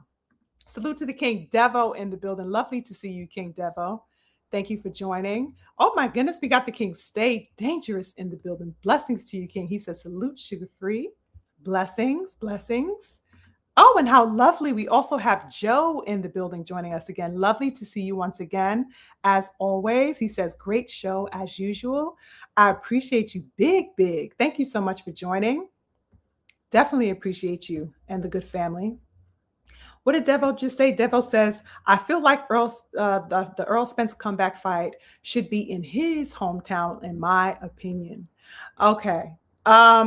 Yes, we're going to get into that. And you know what, Devo, and brothers and sisters, I actually definitely and truthfully held the exact same sentiments until, I mean, it didn't change, right? Because I still would want him to be at home. It has not changed. But I would say that I made a bit of a concession upon hearing his views that he expressed in the interviews that he had done. Um, over the past few days or whatever, that made me kind of give in a little bit and say, okay, I'm cool with that, right? Which we'll get into, and I got some clips for you guys as well for us to watch together. But yeah, let's get into EJ, right? Since we are tapped in on that. Absolutely ecstatic, brothers and sisters. I cannot say it enough. It is official, and the truth is back, brothers and sisters. Talk about nothing but the truth. What? Of course, it was a pun and a play on EJ, right? Because he represents that. He has always represented that. Just like I wanted to get into the David Benavidez representing that truth, that heart of ironclad warriorship. And now, in addition to a wonderful evening of boxing that we got to enjoy, we see the return of the King EJ, brothers and sisters. He is slated to make his return on July 25th here in the States, and I believe it's going to be on the 26th in Australia, of course, because they're several hours ahead of us. So their fight will be in Australia on Sunday, and of course, us here in America will be enjoying that fight on Saturday, the 25th. But yes, brothers and sisters, you guys, I cannot tell you how elated I was in seeing that beautiful damn EJ. He is so beautiful to me. His spirit, his savvy, his warriorship. He's one of the people, one of the central figures. There have been some key people, I would say, over the past 10 years that brought me back to boxing. And EJ was one of those warriors that pulled me into the sport, that pulled me back into the sport. And I mean, pulled me in, because with people like EJ, I have grown a love over the past decade for boxing that I had never had previously. Right. I was a super casual. I kind of just tapped in. Yeah, I mean, I knew the names like Mike Tyson. Yeah, I mean, Holyfield. I grew up watching Holyfield. I grew up watching Tyson, but I was not, I never like really, I didn't really get to love up on them the way that I do in this era. This era, like the way they brought me into boxing, I have come to like surround them with passion and support. And EJ was one of the fighters that really, really got my heart early. Okay. EJ was one of those ones for me. First of all, I love lefties. Hello. Maybe I'm biased because I am a lefty. So that a lot of my fighters, majority of my fighters are actually southpaw. Hello. I love lefties. And of course, EJ is that. And yeah, I just really rock with his energy. I was happy to see him looking calm. You know what I'm saying? He looked like he'd been living life as we know. We have been seeing him on his Instagram for the past 3 years, taking his time, going to his baby's sports games and enjoying island life on the beach with his wife. He's just been looking beautiful. But of course, I wanted him to come back, even though I love seeing him with his lady. I love seeing him with those beautiful babies. I'm like, okay, EJ, come back. Right? So that it's so great to see his re-entrance, his official 10-toe re-entrance into boxing, brothers and sisters. Us diehards, the great Mike, all of the good family up in here, just like me, have been awaiting the moment where we would get a real concrete decision from him as to whether or not he would even return to boxing, because of course that had been in question for the past 3 years, right? We have been buzzing around all types of rumors of his re-entrance back into the sport and what have you. So that, we also heard we were coming off the Fundora face-to-face that they had. I believe that was last year or the year before where they did the face-off. We were anticipating that he was going to come back with Fundora. Of course, we were 3 years ago thinking that the rematch with Bud Crawford was going to materialize, but Bud was on some sucker shit. You know what I'm saying? He didn't want to do the rematch at 54 with EJ and kind of bypass that and whatever other politics that may be unbeknownst to me that had to do with EJ. I'm not saying it was totally Bud, but I know what was put out in the forefront initially was that Bud showed no interest. He was speaking against the fight or whatever. So that the rematch, of course, is what it is. And of course, in recent times, we heard the buzzing rumors around the fight that was in the airwaves, saying that it was going to take place with Tszyu, but it were just rumors for some time. Of course, we were not sure about the fight's materialization over the past couple of months, but it is great that, of course, we have reached finality. Right, the fight with Tszyu is concretized, okay, and on the way this summer, brothers and sisters. Us real ones have been waiting so patiently. Thanks to know how patient have we been? We done extended this man grace. Okay. We've been like, okay, EJ, you know what I'm saying? You want a motherfucking soccer, you know what I'm saying, soccer court with your babies? Oh, he's so cute. You know what I'm saying? Yeah, you going fishing with your daughters? Oh, that's wonderful. Okay, you giving your wife a kiss and y'all eating good and all types of, pineapples and goddamn wonderful resplendent dishes. That's wonderful. When your ass getting back in the ring? We have been so patient with him, so that this is definitely a treat for us real ones who support him 10 toes, no question. Real talk, you guys. Just as a point to highlight here, we got to keep it a buck about this as well. The things have not been the same in boxing without EJ, brothers and sisters. Am I capping or no? You can try to say that that's my partisan, I'm showing partisan for EJ or whatever have you. But real talk, just on a soulful level, right? On a soulful level, the dynamic of boxing has not been the same without his presence, without that energy in the mix of things. You get it? Something's been kind of dilapidated a little bit as far as the energy. The overall storyline of boxing seemed to have dwindled and declined upon his taking time off for the past 3 years. Real talk, just energetically, I'm talking about it. And of course, that's not to take away from the people who we love and that have been standing steadfast, of course, like the young king, and of course, seeing great things like Bud Crawford, becoming undisputed against Canelo, and those wonderful feats that we have been watching and experiencing over the past few years, right? But that there was a hole to me somewhere in the midst of that, while being satiated by the likes of Young King and all the other fighters that we enjoy and support, whoever they may be. That something there was a little bit of a deficit happening somewhere. And I think a lot of the characters that have sprung up into public view ever since EJ's retirement, if you want to say, it's just, they have been, I don't know, like childish. There's a severity and a seriousness that EJ has, that he brings to the sport. And I think like once he kind of, went into the background a little bit, we saw a lot more antics and charades. The personality kind of got more clownish. You feel where I'm going with this? The serious not kind of left boxing, and we saw more debauchery come to the forefront. We saw more outlandish, childish kind of little antics, taking the forefront. So that the serious kind of left the sport when he left, as far as like over the past 3 year span. It didn't happen immediately, of course, right? But I'm talking about just in the overview of the past few years, we see that that the seriousness has been lost as far as some of the names that have become more premier and forefront, in his absence. You get me? Yeah. So that if things haven't been the same, you know what I mean? All types of charades, ducking, right? We seem to, buffoonery, all sorts of these types of, things of inanity left and right. And, I really, in seeing him, in his press and stuff like that, it really made me appreciate his calm. I missed the calm. I missed like that type of grown man. You feel me now? I missed that grown man energy, in other words, brothers and sisters. I missed the focus. I missed the rooted energy, the grounded energy of EJ in boxing. And upon seeing him, I'm like, oh, there he go. You know what I'm saying? Motherfuckers have been way too aloof out here.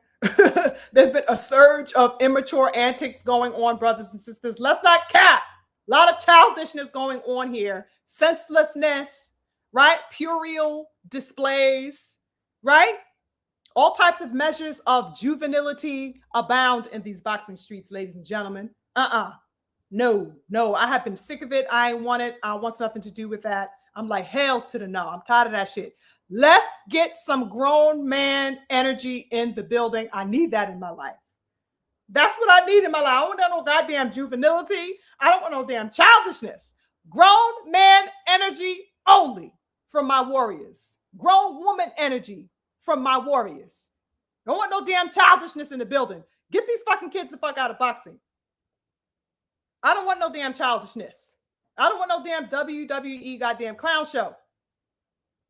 Grown man bars is something I'm trying to deal with. You feel me? But yeah, I think that EJ making his re-entrance is definitely needed. But also peep this, you guys, considering the dynamic that has been going on with the kind of more immature posture that some fighters have been taking, at least from the younger fighters, right, who have been taking center stage. I think that because of that, it's going to be an interesting dynamic, because EJ, in the midst of this climate that has been taking shape since his falling away, it's going to be interesting energy that's going to be had now, that he's going to be walking into, considering all that has been going on. And I think it's going to bring some much needed sagacity, right? There's going to be some sobriety. And I think that EJ is going to be bringing in a sense of urgency back into boxing, because we know that he is not a man who plays. We know that he is a man of direction. He likes to serve purpose. He likes to fight with purpose, okay? Whether it's for a belt, whether it's for, to build his resume. At the end of the day, he wants the best fights for himself. And that's the energy that we need more of, because we kind of are really are hanging on by a thread, brothers and sisters, as far as that type of 10 toes type of warriorship. We got the young King Devin. We got the young Lion Benavidez. We got the young Lion Abdullah Mason. You know what I mean? We got, I would throw Boots in there, right? Because he's trying to get on, the level of hopefully he continues. I think the Xander Zayas fight for Boots is a start. So I guess I could throw him up in there as well. But that type of 10 toes mentality that we get from the Benavidez, the young King, you know what I'm saying? That type of heart and display and unapologetic warriorship seems to be so few and far between, that I think like the re-entrance of EJ is absolutely necessary. Absolutely necessary. And it was one of the premier reasons why I think we have been so staunch as his supporters to see his return, because we know the type of quality that he brings to the sport. It's not simply just, oh, I'm a fan of EJ and, I like his man down t-shirts and I'll buy his merch and I'll whatever. No, what EJ has represented and always represents and still represents to us, real ones who are staunch and avid supporters of him, is his disposition, the disposition in what he represents in boxing, which is elite warriorship at the elite level. Okay, the uncompromising need to express that elite warriorship at the highest level. That's what he represents. And that type of energy, like I said, the sagacity, that urgency, that seriousness is an energy that is so desperately needed. We need as much as that as we can get. Because if not, we'll have motherfuckers going on movie sets all goddamn day, as we have seen, fake ass call outs, all types of duckery and evasions like we've seen from Radio Rolly, and goddamn, hydration excuse, of E.T. Stevenson. I don't want no goddamn parts of the folly. All right. Now, that shit is whack to me, because these people have outrightly been playing in our faces with these antics. I don't want the antics. Just give me the soul. Give me that soul. Give me that heart. I don't want nothing else. I'm not having that shit. You know what I mean? And I have been in a protest for I don't know how many years, just as you guys have, because we have been absolutely made weary of and disgruntled by this particular landscape that has been going on and I guess becoming a trend in boxing. Hails to the no. We need some steadiness. We need some steadfastness. We need purpose. We need direction again. And I think that EJ is definitely on a mission, just as he always has been, to bring that level of centeredness back into the sport. Now, I got a chance to watch the kickoff presser earlier, you guys.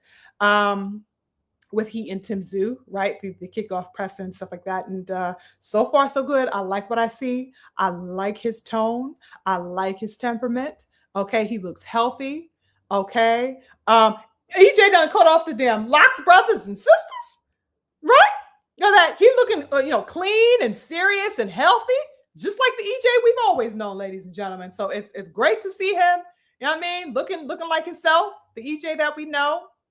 Wonderful to watch him shining and talking his shit on that stage. You get me? I'm like, okay, EJ, because I wasn't really sure of what to expect, right? But EJ was getting a little saucy up there with Tim Tszyu. I'm like, hold on. You feel me? So I definitely enjoyed the exchange, the back and forth. That competitive spirit was definitely on display, right? And we gotta get into that in a moment. But it was good to see him. Like I said, we also know that EJ is not a man per se of many words. He is not necessarily verbose in his speaking. He's never superfluous. He's never long-winded, right? But what he does do is say what he means. He says what the hell he means. Okay? He gets that shit out exactly and precisely how he wants to get it, and he's on to the next. And I always appreciate that about EJ. He said whatever he does say, it's with weight and it's with clarity. And you know what? He reminds me a lot of Young King with that type of disposition, right? That type of approach. Very succinct and to the point. No need to hang around senselessly. So I like that. I like to see that. But yeah, EJ shared his alacrity for being back in the presser. He spoke about the fact that over the past 3 years, he had been real talk in some serious question as to if he would even make a return to the sport or not. You get? So that was interesting to hear, of course. And it definitely explicated why he had waited so long to make a return. Because in his mind, he was, in serious thought about if he should, or if he wanted to, or if he felt that there was anything to gain still. And what was interesting in seeing that is that he also felt like, it seemed to me at least that he felt like over the past 3 years, he may have just been like going off of the energy that the answer to that question that he was asking himself about if he should make a return to boxing or not was really predicated upon how he felt. The energy of how he felt was going to be the thing to determine that for him, so that he was not trying to rush back in. It's kind of the approach like, well, if I feel it, I will make the return. If not, I'll continue doing what I do with my family and just enjoying that. But that when he did get the inner confirmation, it basically solidified, I'm going to do this. And I'm definitely thankful for that. The fact that his mind's eye ultimately did align with him making a return, which is wonderful. And he seemed quite comfortable. Did you guys see the presser? He seemed quite comfortable and confident in that decision to make a return to boxing, as he had divulged throughout several interviews that he did, not just at the presser, but just in the post-presser interviews and stuff like that. If you guys caught the footage of that, he looked confident in the return. He looked like he had a mission to fulfill for himself, something to prove for himself. And I like that spirit. He definitely was comfortable in his decision. Also in the presser, I liked how EJ spoke about reaching out to Al. Did you guys see that part where he talked about after he made his decision, he reached out to Al and I think to Cubas and, was ready to inform them. Listen, I made my decision. I want to come back. And he said that when he did, they pretty much naturally had their reserve about it, right? There was a little reticence there, like, oh, you want to come back? Well, you want to take a tune up? You know what I mean? If you want to come back, I'm saying you want to take a soft touch. You feel me? They were kind of having that approach, like, if you're going to come in, put your toe in, check the water, check the temperature type of thing. And of course, in true fashion, the King EJ was not having that at all. According to him, he was not interested in a soft touch in the least bit. He said, listen, they had made these suggestions to me or whatever have you. I was like, hails to the no. And then he said that they had thrown into the mix the suggestion of him fighting Tim Tszyu as an option. And EJ was like, I like that. You get me? So that, he liked the Tim Tszyu option. And he said the thrill that really solidified, him being interested in taking an interest in the fight was the thrill of going to the backyard of Tim Tszyu for the fight. Right? It was the thrill of going to claim turf that really ignited and galvanized his interest in the matchup. And he said the following. He says, I look forward to that. I've been doing that since I was in the amateurs, going to people's countries. I've been to Russia, Uzbekistan. So this is nothing new to me. Kell Brook in England, Sheffield. This is nothing new to me. I look forward to coming to Australia, just showing the fans who I am, and the gratifying moment of looking up after the fight and seeing how everybody left the arena because they were disappointed. So that's a quote from EJ. He's like, yo, I want to come into your backyard, you know what I mean, on smoke time, and I'm going to beat your boy because I know y'all got him picked over here in Australia. I'm going to beat his ass in front of you, and I cannot wait for that moment to look up and see all of y'all asses hauling ass the fuck out of the arena because, you know what I'm saying, somebody looking for a mop to get this nigga cleaned up off the floor. And I love that energy. I'm like, that's that fire that I like, EJ. Talk to me nice. So it was good to see the spark in him upon making such a statement in the presser. And I love that. I love that. Oh, what was also interesting, you guys, I did not know that this fight was at a damn catchweight. Hold on. Let me get this clip, you guys, because I got some clips prepared for my good family. Yeah, let's do this one first, brothers and sisters. Let's do this one first. Exactly, great Mike. Never soft touches. Resume solid. You already know what it is, King. Let's get to this clip, brothers and sisters, because there's a few clips that I wanted to go through with the good family to get your takes on it in real time. Let's do this one first. They wanted me to take a tune-up fight, but I told them I don't take tune-up fights. I want to fight somebody who's gonna get me up for the challenge. And they said, what about Tim Tszyu? And I look forward to that. I've been doing that since I was an amateur fighting in other people's countries. I've been to Russia, Azerbaijan, Uzbekistan. So this is nothing new to me. Kell Brook, England, Sheffield. So this is nothing new to me. I look forward coming to Australia and, just showing the fans who I am and, the gratifying moment of looking up after the fight and seeing how everybody left the arena because they were disappointed. Talk to me nice, y'all. Talk to me nice. So in seeing that energy, I'm like, yes. There's the flame. There's the spark. You know what I mean? He's ready to do this. I loved hearing him claim space. You know what I mean? I love the fact that he was intrigued by the idea, like I said, of going on somebody else's turf and taking it from him. Like he says, it's not new to him. He's been doing this since he was, a young pup, and the amateurs coming up, going to all of these countries and defeating who is supposedly the best over there, whatever have you, right? And of course, he did that in his now infamous performance against Kell Brook when he went over there and snatched that strap against Kell over there in England or whatever have you. And so this is just his excitement being shown once again, for going in there and claiming somebody, dethroning somebody's, king, if you will, because that's what Tim Tszyu is over there in Australia. He's like, nah, I'm going to take it from you. I'm going to behead your king in front of y'all. I love that spirit, right? So let's see what else was going on. Over to you, Tim. You obviously, since Errol's been out 3 years, you've been in championship bouts, you've been in wars, you've been very active. Do you think Errol made a mistake by picking you in his comeback fight? Yeah, it's definitely not recommended, to go straight into the firing line. It would have been better to start off slowly, but, on his caliber, he feels like he doesn't need tune-ups, which is fair enough. But yeah, it's going to be fireworks from the opening bell. Definitely interesting disposition there from Tim Tszyu, right? Of course, being asked if he thinks it's a wise idea for EJ to jump into the fire with him upon his first fight back in 3 years.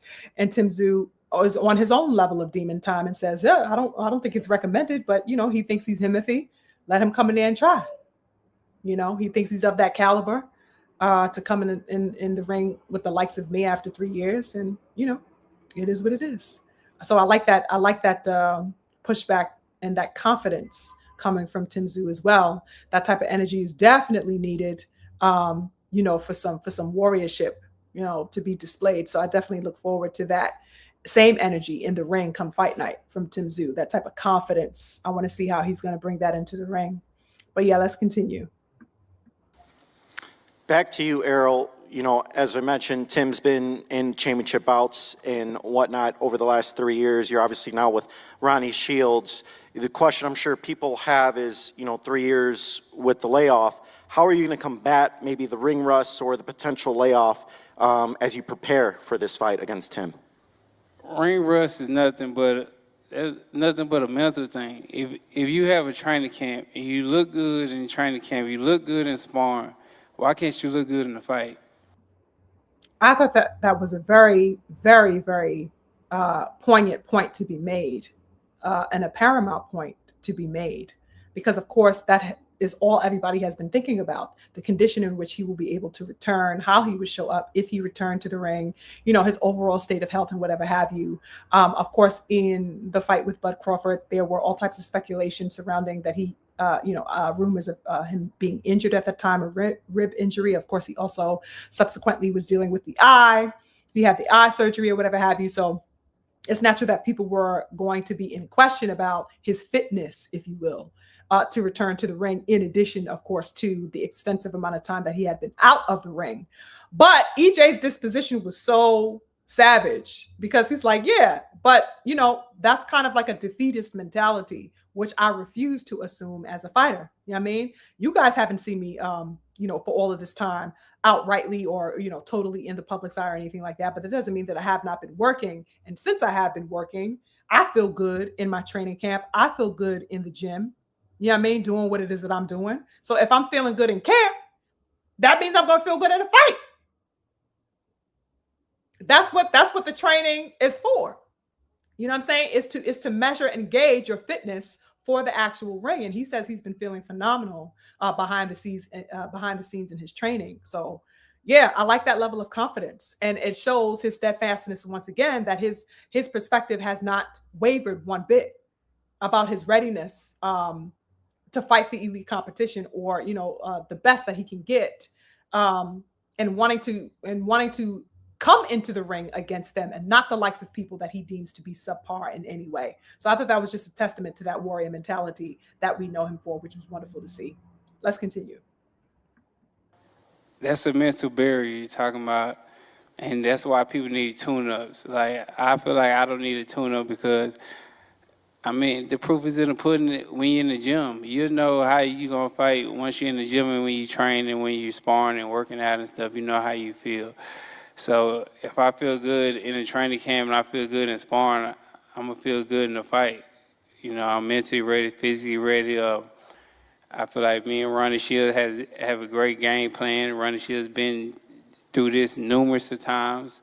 So, we'll be 100% ready for anything that, he could bring to the table.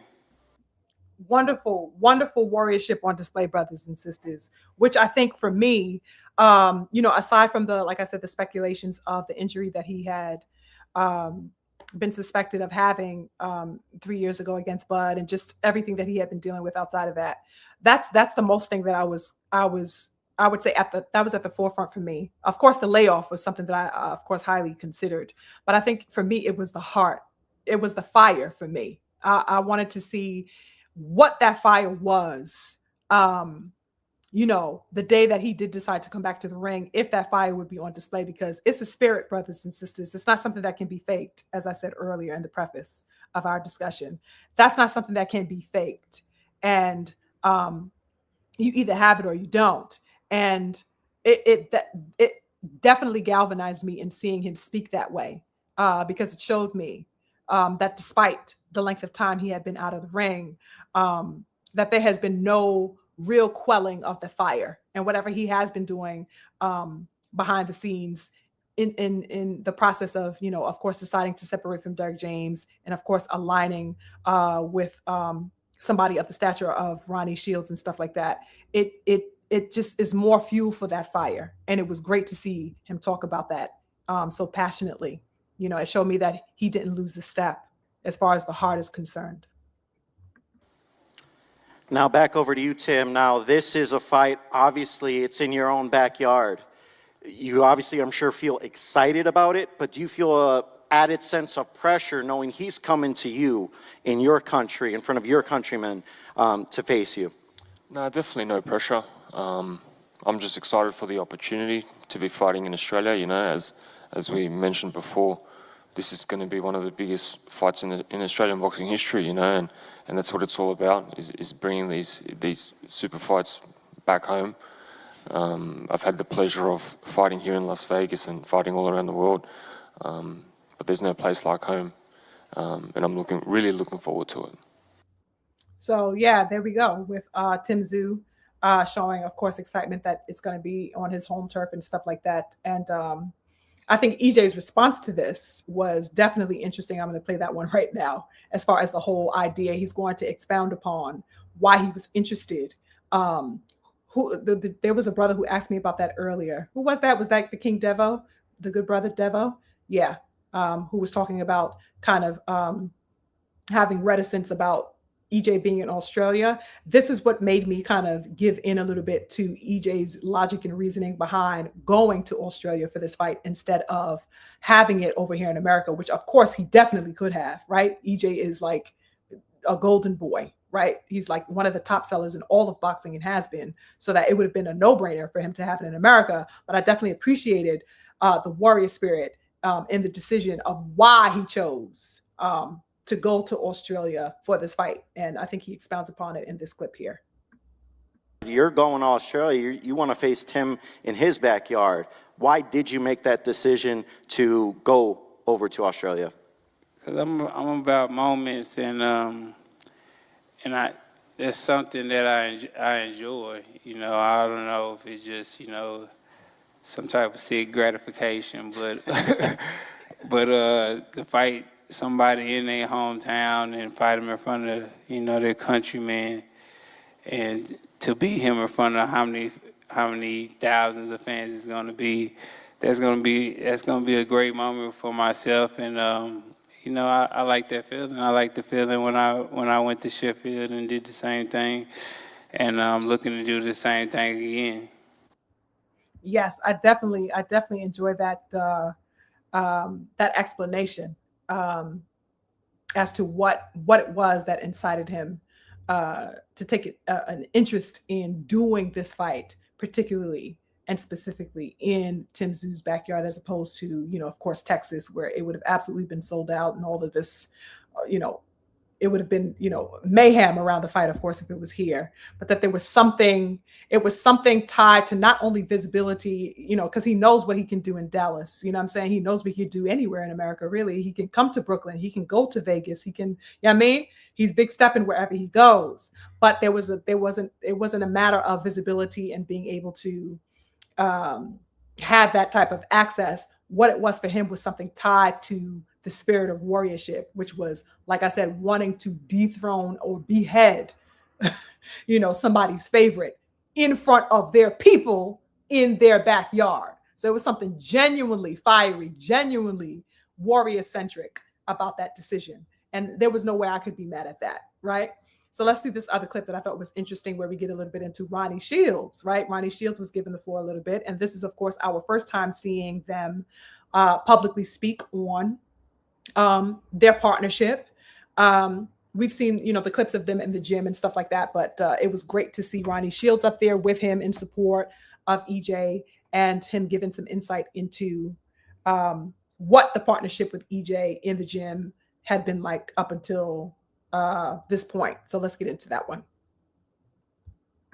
The relationship start, and what have you seen from Errol already as you guys have been starting to get the training going? Well, I've been watching Errol a lot, through his whole career, basically. So it's nothing that I haven't seen. So, but the thing about it is, you know, he's going to be in great shape, you know, and like he has always been in all of his fights that you've seen. So, but, you know, the thing about it is, you know, he gets up for big fights. And that's what people don't understand sometimes, is that you got fighters and then you got fighters. But you got fighters that get up for the big fights. This is why he doesn't mind going to Australia. You know, he's been to all these other different countries fighting the supposedly best out there and has beaten every one of them. So we're just looking forward to going to Australia and just do what he does best. I love that. I love that Ronnie Shields is 10 toes in support of EJ. We know Ronnie Shields does not come to play, right? His fighters are men of heart. His fighters are definitely ironclad warriors. He supports warriorship as a warrior himself. So I love to see his support of EJ. They look like they have a great synergy together. Obviously, they've known each other for years, right? It isn't new. They've known each other for a long time or whatever. But it's great to see them working, in tandem. You know, I love the optics of their relationship. I can't wait to see the battle strategy in real time, like in motion, what that strategy is going to entail. I can't wait to see their dynamic together. I can't wait to see how the synergy is between them. You know what I mean? When it comes to being on the battlefield and stuff like that. So I'm interested. Let's continue. And that's a win. Now over to you, Errol.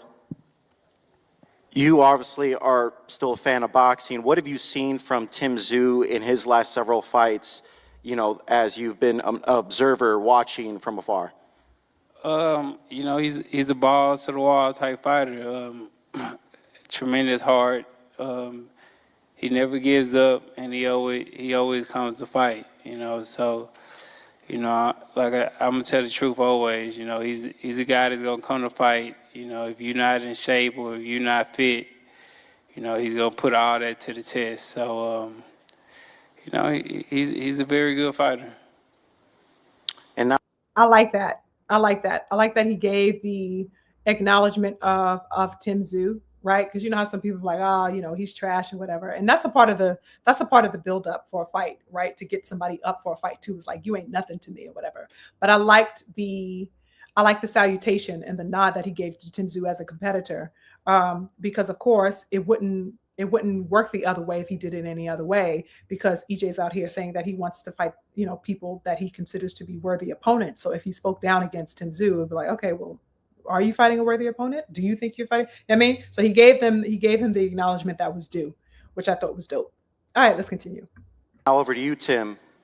What type of Errol Spence performance, what Errol Spence are you going to be expecting on July 25th, Saturday, and then July 26th, Sunday in Australia?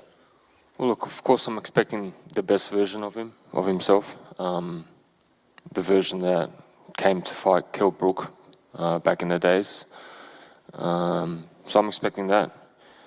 And I know he throws a lot of punches, very drowns people. I know the type of style he's got. So yeah, it's gonna be a cracking fight. I thought that was interesting, right? He says he's expecting the version of EJ that fought Kell Brook. So he wants bright-eyed, fresh EJ, okay? You know, absolutely coming there to demolish and chop a motherfucker down. That's the Tszyu that's the EJ that Tim Tszyu, as what's the name calls him, Tim Tszyu. That's the one that Tszyu is expecting, right? So that he is expecting the cream of the crop to meet him in that ring. And once again, that's that warriorship, that's that heart being on display. I loved that exchange. All right, let's go. Now over to you, Errol. Obviously, this is at a catch weight of 158, but we know, you know, that kind of weight area, 154, 160, is a very stacked division with a lot of notable names in that division. Where do you see yourself amongst those names in that division? I mean, I'm one of the best in it. Wherever I land, wherever I lay my head, is where my home is. So if I'm at 160, you know, I feel like I'll fight a top opponent, a world champion at 160. If it's 54, I'll fight a top champion at 54. You know, so it doesn't matter where I want to go. If I want to keep doing catchweights, I keep doing catchweights. I feel like I earned that right. How interesting was that? Right? Like I said, I had no idea that the fight, you know, when it was announced and confirmed that it would be taking place at a catchweight, I was under the supposition that this fight was going to be at 54, right? But that it's a catchweight of 58. You know, it is what it is, and I ain't mad at it. You know what I mean? Whatever the King EJ is trying to do, I'm there 10 toes. You know what I mean? Right there with him. So I think you know there's an opportunity for him to go at 60. I know there was some dialogue um, for the past, I want to say maybe year and a half or so that I had engaged in, where people were holding the sentiments that EJ would be great at 160, right? More healthy at 160 for that to be his official weight class. And there were people, of course, with the notion that there is so steep competition at 154 for him to go in there and mix it up and mingle with, that it'll be great for him at 54, so that he is kind of in between the two. And he is open to the options of both, right? So I think, like I said, either direction that he decides to go in, I'm stepping. You get me? I'm in the pocket with the King EJ. And he says, I thought it was interesting where he's like, I think I earned the right to be able to do that if I wanted to just fight at catchweights even, right? So that was an interesting statement as well. Man, motherfucking down, brothers and sisters. Let me get this other clip for you because I thought this was interesting as well. And this is where things got a little bit saucy, if you will, between Tszyu, right? Because the energy was predominantly what you see, right? Kind of calm and cool and collected until it reached this particular point. We start to see a little dynamic between the two warriors. Let's get into that. Being at that top caliber, and now I get to fight him. So this is like my Julio Cesar Chavez moment from my dad.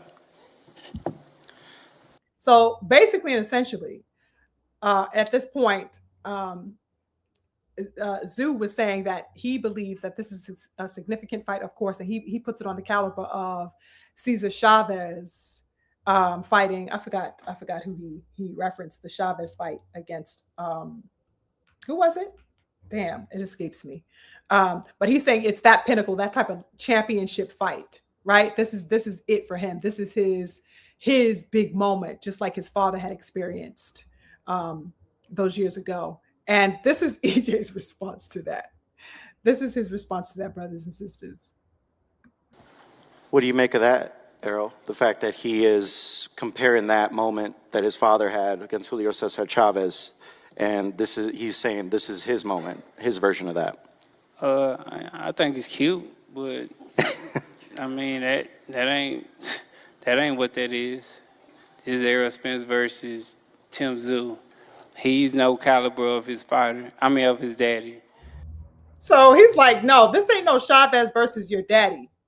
Okay? This is not Chavez versus your daddy. So it's cute that you want to pedestalize your dad, right? Your Costa Tszyu against the Chavez fight or whatever have you. This ain't that, right? So your little ambition to try to put this on the same type of caliber, whatever, where your dad was victorious in that fight. This ain't it, nigga. I love the spice. I love the fire. Let's continue. Let me take it back a little. He's no caliber of his fighter. I mean, of his daddy. So he can't even compare himself to his pops. He fighting me. He trying to get out his daddy's shadow. So we'll see come July 26th, can he get out that shadow? Them some fighting words, ain't it, brothers and sisters? Them some fighting words to me. Let's continue. How do you respond to that, Tim? It's all right. He likes to talk it up as well. Look, I'm a very respectful guy. I came up to him before, tried to shake his hand, and he just walked past me like a disrespectful fuck. And that just shows the type of person he is. And that's all right, you know. Now he's out here talking about the comparisons between me and my dad. I've heard it all. Hold up now. Hold up. It's getting a little saucy out here, y'all. Okay? He calling the King EJ a disrespectful, okay, for bypassing the handshake, which I will show you guys in just a moment. Right? So it's a little tussling going on here, you guys. Let's continue. About the comparisons between me and my dad. I've heard it all. There's every fighter that I've ever fought has said the same thing. Man, So you've been talking it's shit all right. on social It's all right. media. They shot dab me they up. all right. I'm not finna, bro. I don't play them games with people, bro. I don't dab up people who talk shit. And then when you see me, you want, hey, what's up, buddy? Like, I'm not one of those dudes, bro. Hold up now. EJ wasn't having it. Like, shake your hand for what? First of all, are you mad or no? Fuck out of here. I ain't shaking your hand, nigga. Wasn't you just talking shit? You know what I'm saying? I'm not dapping it up with you, loving it up on you. No, nigga, this is war. I love that. Let me take it back a little bit. I'm like, come on, EJ, talk your shit, son. Come on. And then when you see me, you want, hey, what's up, buddy? Like, I'm not one of those dudes, bro. But people who talk shit. And then when you see me, you want, hey, what's up, buddy? Like, I'm not one of those dudes, bro. What's he say? What are you referencing, Errol? I'm not one of those guys. If you talking shit on social media, and then when you see me, you want to shake my hand. I'm very respectful. What are you talking about? I've been calling you one of the best fighters of this decade. I heard all the little stuff, right. and then want to give me a hug. Like, I'm not. It's all right. I'm cool with that. We can hug after the fight. Yo. The King EJ wanted no goddamn parts. You hear me? Save that fake shit. I mean, don't be acting like you wasn't throwing your little slick shots and throwing your little shade over the internet or whatever. Like, I ain't see you, nigga. I saw you talking. You know what I mean? Nah, you are a whole act. I'm not dapping nothing up with you, nigga. We will dap it up after I motherfucking behead you on July 25th. That's just it. So EJ is on demon time as always. I thought that was a funny moment between them because Tszyu was like, no, I've been respectful. He like, nah, nigga, nah, son. Don't act like I ain't peep all that slick shit you was trying to throw out there. I saw you. Let's continue. All right, Errol, I'll leave you with final comments. Look at EJ's face. He is not EJ is not having it, y'all. Look at this man's face. He ain't trying to hear that shit. I gotta run this back just a little bit, y'all. That shit had me cracking up. Talking shit on social media, and then when you see me, you want to shake my hand. I'm very respectful. What are you talking about? I've been calling you one of the best fighters of this decade. I heard all the little stuff, and then want to give me a hug. Like, I'm not. It's all right. I'm cool with that. We can hug after the fight. Look at EJ. EJ ain't trying to hear that shit. I love it. All right, let's continue. All right, Errol, I'll leave you with final comments. What are fans going to see Saturday here in the U.S., July 25th, and Sunday in Australia, July 26th? I mean, it's a war, man. I'm not here to just shake and hug my opponents and all that. Like, it's a war. It's what it is. I'm coming into his hometown, coming to his territory, and I'm looking to take over. So I mean, why would he want to shake my hand? He's coming to destroy me. You know, coming to knock me off and retire me. You know, I'm coming to beat him and show him that, you know, he's not up to anything of my pedigree. So it's going to be a great fight. And I know that I will become victorious come July 26th. Talk to me nice. Absolute war mode, absolute demon time. He like, nah, son, no friend shit. Nah. I'm coming to take it from you. I'm coming to show all your people out there who coming to support you and cheer for you. I'm gonna shut you and all of their asses up on your motherfucking turf. You get me? So I love that spirit. I love to see that spirit in EJ. And those were the highlights from the actual presser that I wanted to share with y'all. And really quickly, I wanted to share this with you so you guys could see, for anybody who hasn't seen it or just the people who want to rewatch the handshake, sidestep that EJ did to Tim Tszyu. Here it is. Absolute savagery. Here we go. Hear that shit. Hear that shit. You know how it is. I say what it is. Come on, don't start. walked right past his ass, straight swerved that ass. Let me run it back.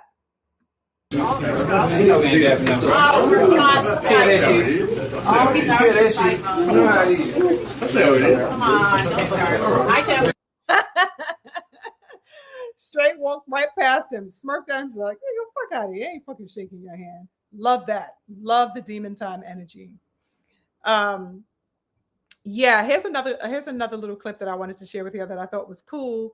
And in this particular clip, this is after the presser. EJ was doing, I guess, going his rounds and talking to some journalists. And he went to speak to one guy, and one guy asked him, he wanted to speak to him about a Muhammad Ali quote about how Ali in this quote was expressing how he felt after taking a loss, but not wanting to disappoint the people. So that basically there was like the spirit of continuance for the people that believed in him. And I liked EJ's disposition as far as what his decision was or what it entails, and his reason for wanting to continue, and the fact that it didn't necessarily have anything to do with the public gaze upon him, but that it was solely it was a selfish motivation. It was totally focused around how he felt, what his purpose was, instead of placing the onus on the fans or having to please or appease the public. You know what I mean? So this is I thought this was interesting. Yeah, it's dope, but I think, the main obligation is to myself. Oh, what is this? That. Yeah. Thought of losing, but now that it's happened, the only thing is to do right. That's my obligation to all the people who believe in me. So when you hear that, I mean, what do you think? Yeah. It's dope, but I think, So do right. So he's quoting the Ali thing. Thought of losing, but now that it's happened, the only thing is to do right. That's my obligation to all the people who believe in me. So when you hear that, I mean, what do you think? Yeah. It's dope, but I think, the main obligation is to myself.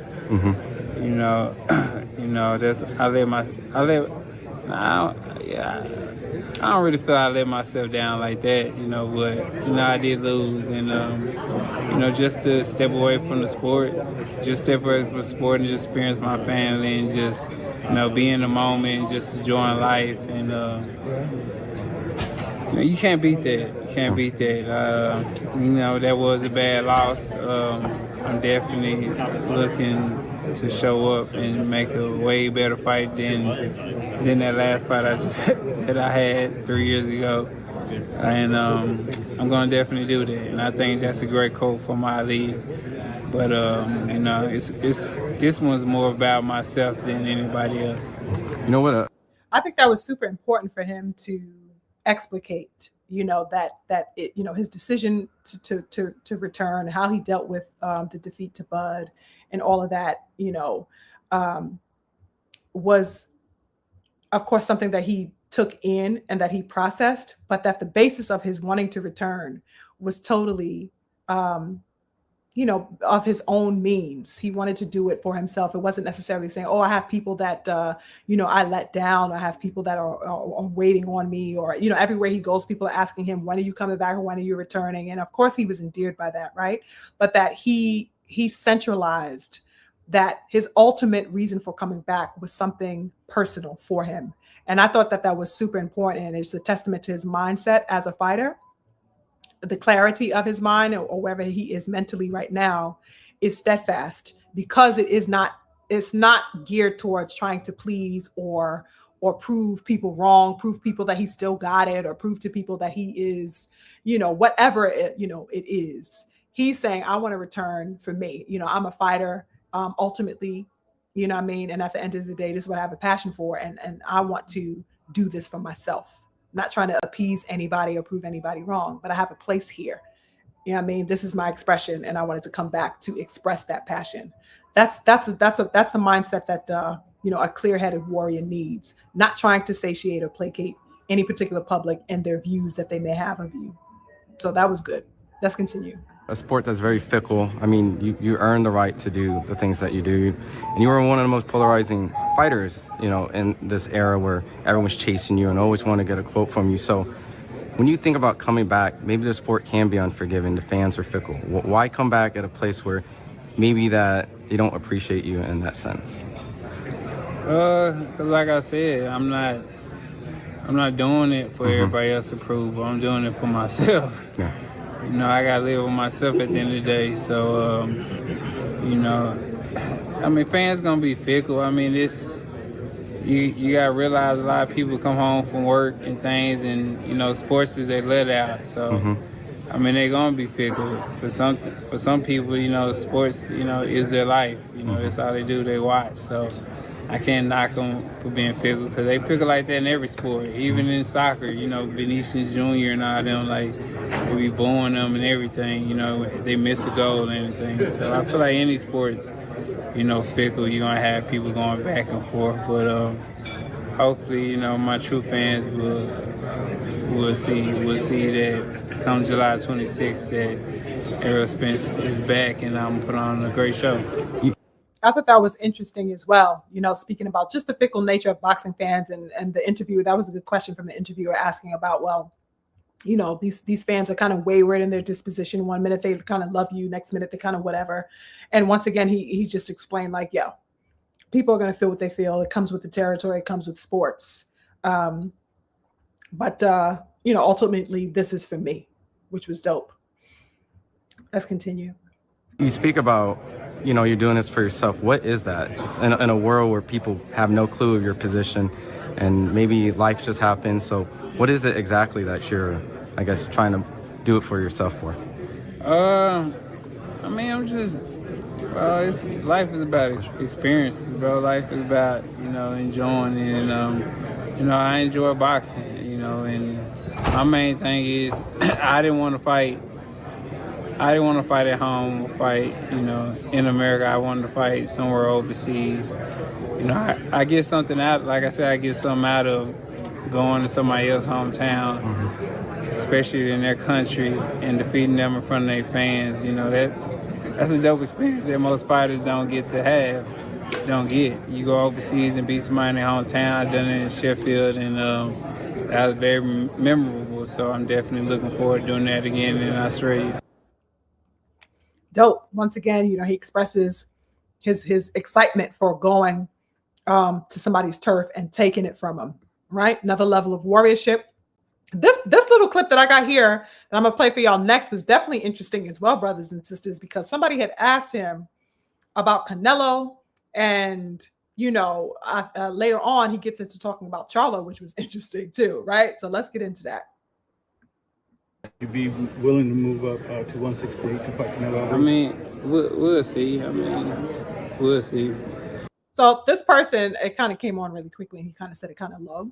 So I'll run it back. But the guy asked him, the first question the guy asks is, oh, you know, would you be interested in, you know, fighting Canelo at 168?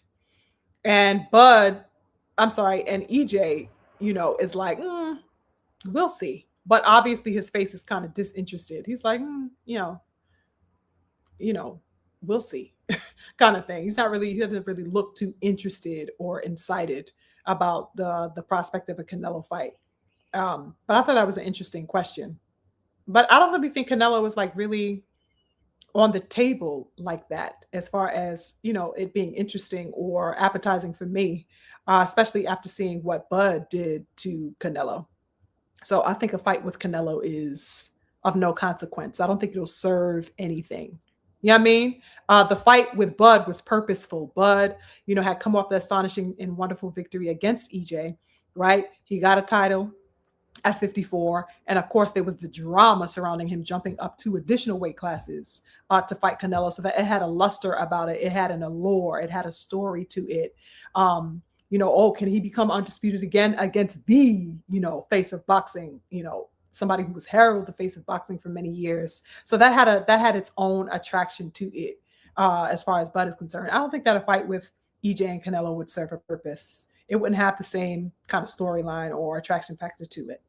Errol, before Is the you world left, you were title on something the you want to go pace for? also to fight Canelo Alvarez. If that fight comes up next, would you be willing to move up to 168 to fight Canelo Alvarez? I mean, we'll see. I mean, we'll see. Which of the current champions would you like to fight?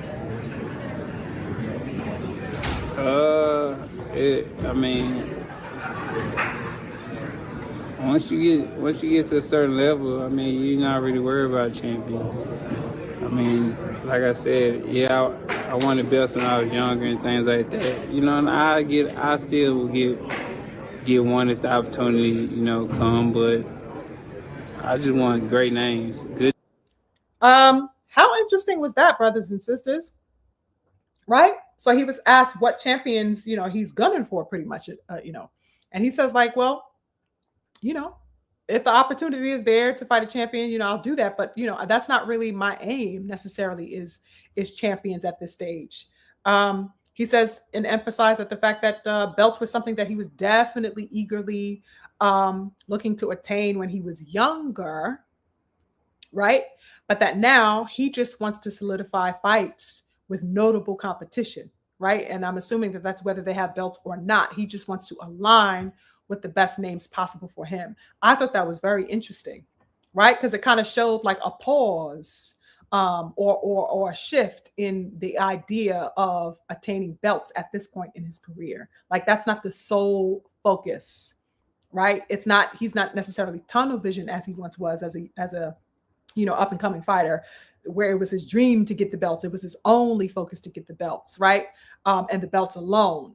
Whereas now he just wants the credence. He wants the solid opponents and the best names for his resume, and they can have a belt or they cannot have a belt, right? But it's the credibility of the fighter, I guess the heart of the fighter.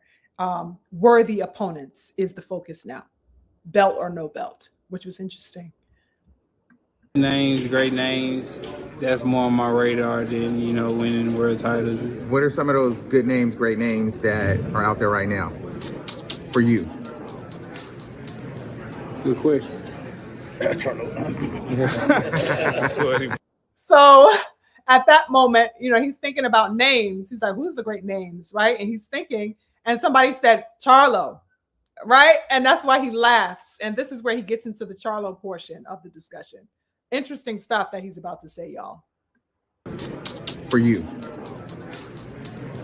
Good question. Did you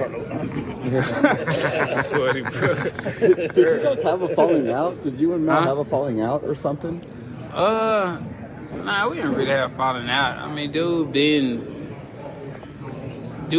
kind of, I would say, jealous of me. Did y'all hear that? Who would have ever thought? EJ just expressed that Charlo been jealous of him.